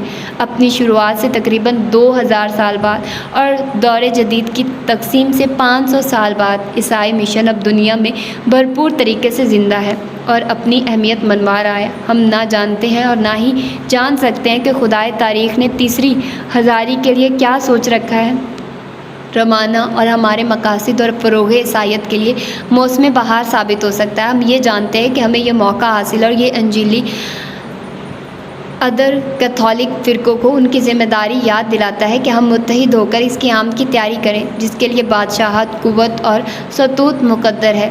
اس دستاویزات پر نیو ہاؤس اور کالسن کے علاوہ امریکہ کے سب سے زیادہ مقتدر کیتھولک رہنما نیو یارک کے جان کارڈینیل اوکارنر نے بھی دستخط کیے۔ ان کے علاوہ امریکہ انٹرپرائز انسٹی ٹیوٹ کے مائیکل نوواک اور ریورنڈ پیٹ رابرٹنس بھی دستخط کنندگان میں شامل تھے۔ اس منشور نے جو گزشتہ کئی سالوں سے تکمیل مراحل طے کر رہا تھا، جارج ڈبلیو بش کا اقتدار میں آنا ممکن نہ بنا دیا۔ ڈیمن لنکر کے مطابق اس منشور نے نہ صرف ایک تاریخی، مذہبی اور سیاسی اتحاد کو جنم دیا بلکہ امریکہ کی مذہبی اور سیاسی قوتوں کو بصیرت بھی فراہم کی۔ یہ ایک ایسا مذہبی مستقبل ہوگا جس میں دینیاتی اخلاقیات مذہبی تنازعات پر غالب آ جائیں گی، اور یہ ایک ایسا سیاسی مستقبل ہوگا جس میں کٹر روایت پسند عیسائی عوامی امنگوں اور لائحہ عمل پر کا تعین کریں گے۔ 6 سال بعد جارج بش تھیو کارنز کا صدر وائٹ ہاؤس میں براجمان تھا۔ کالسن اپنے ساتھی ایرک پرنس کے ہمراہ کیلہون کالج میں اپنے جیل خانہ جات میں عقائد کے اصلاح کے پروگرام پر گفتگو کر رہا تھا۔ اپنے لیکچر کے دوران کالسن نے پروٹسٹنٹ حاضرین کی اکثریت کا لحاظ رکھتے ہوئے کیتھولک ایونجیلیکل اتحاد پر مبنی اپنی تھیو کنزرویٹو تحریک پر روشنی ڈالی۔ کالسن نے 19ویں صدی کے کیلونسٹن عالم کا حوالہ دیا جس نے کہا تھا، روم ہمارا دشمن نہیں، حمایتی ہے، جب تک وہ عقیدے اور عمل کے لحاظ سے تثلیث، عیسیٰ کی الوہیت اور صلیب کے عقیدے پر ہے، مقدس کتابوں کو خدا کے الفاظ مانتا ہے اور 10 احکامات کو آسمانی طرز زندگی کے طور پر مانتا ہے۔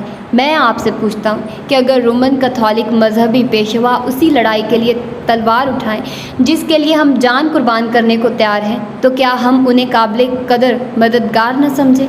دائیں بازو کے کیتھولک اور اینجلی فرقوں اور نیو کنزرویٹو کے درمیان اتحاد کے ذریعے تھیو کنزرویٹو مقدس جنگ کی کوششوں میں ایرک پرنس پیش تھا، اور اس کی بلیک واٹر ایک طرح سے اس تحریک کا مسلح بازو تھی۔ پرنس نے اپنی اس نجی فوج کا تذکرہ یوں کیا، ہر شخص اسی طرح بندوق سے لیس ہے جیسے ارمیا نے اسرائیل میں معبد کی تعمیر کے دوران ایک ہاتھ میں تلوار اور دوسرے میں کرنی اٹھا رکھی تھی۔ انتہا پسند کیتھولک تنظیموں کی مدد کرنے کے ساتھ ساتھ پرنس نے اپنے والدین کے چنیدہ انجیلی اداروں کی مدد بھی جاری رکھی اور پروٹسٹنٹ اسکولوں اور کالجوں کی کثیر تعداد کو بڑے عطیات دیے۔ اس نے ایٹلانٹا جارجیا میں قائم ہگائی انسٹی ٹیوٹ کو کم از کم $2 لاکھ کا عطیہ دیا۔ وہ $1000 اس کے علاوہ ہیں جو اس کے باقی خاندان نے دیے۔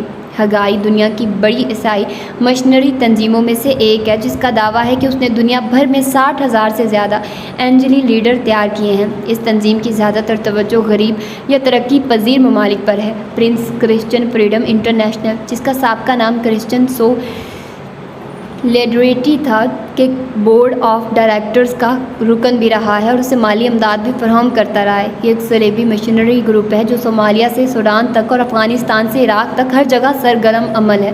اس کی مشن اسٹیٹمنٹ کہتی ہے، گزشتہ 100 سالوں میں اس سے زیادہ عیسائی مار ڈالے گئے ہیں جتنے اس سے پہلے 1900 سالوں میں مارے گئے تھے، اور عیسائیوں کی ہلاکتیں بڑھ رہی ہیں۔ آج عیسائیوں کو ہمیشہ سے زیادہ مذہبی تعصب کا سامنا ہے۔ کہیں ایک اقوام میں عیسائیوں کو ان کے یسوع مسیح پر ایمان کی وجہ سے خوف و ہراس، قید و بند، تشدد اور جانی نقصان کا آج بھی سامنا کرنا پڑ رہا ہے۔ جم جیکسن کو، جو ریگن کے زمانے میں وائٹ ہاؤس میں گیری بوویر کا معاون تھا، ایک ایسے گروپ کا سربراہ ہے جو اقوام متحدہ پر کھلم کھلا تنقید کرتا ہے اور اس کی کچھ ایجنسیوں کو مصیبت کا سوداگر قرار دیتا ہے، اور عراقیوں کے لیے حق خود ارادیت کو عیسائیوں کے لیے مظہر سمجھتا ہے۔ 9/11 کے بعد امریکہ کو افغانستان پر حملہ کے لیے اکساتے ہوئے اس نے کہا کہ صرف بھرپور فوجی کارروائی کے ذریعے ہی ہم عالمی امن اور قانون کی حکمرانی کی بابت اپنے عہد کو نبھا سکتے ہیں۔ بورڈ آف ڈائریکٹرز میں بلیک واٹر کے لیے لابی کرنے والا پال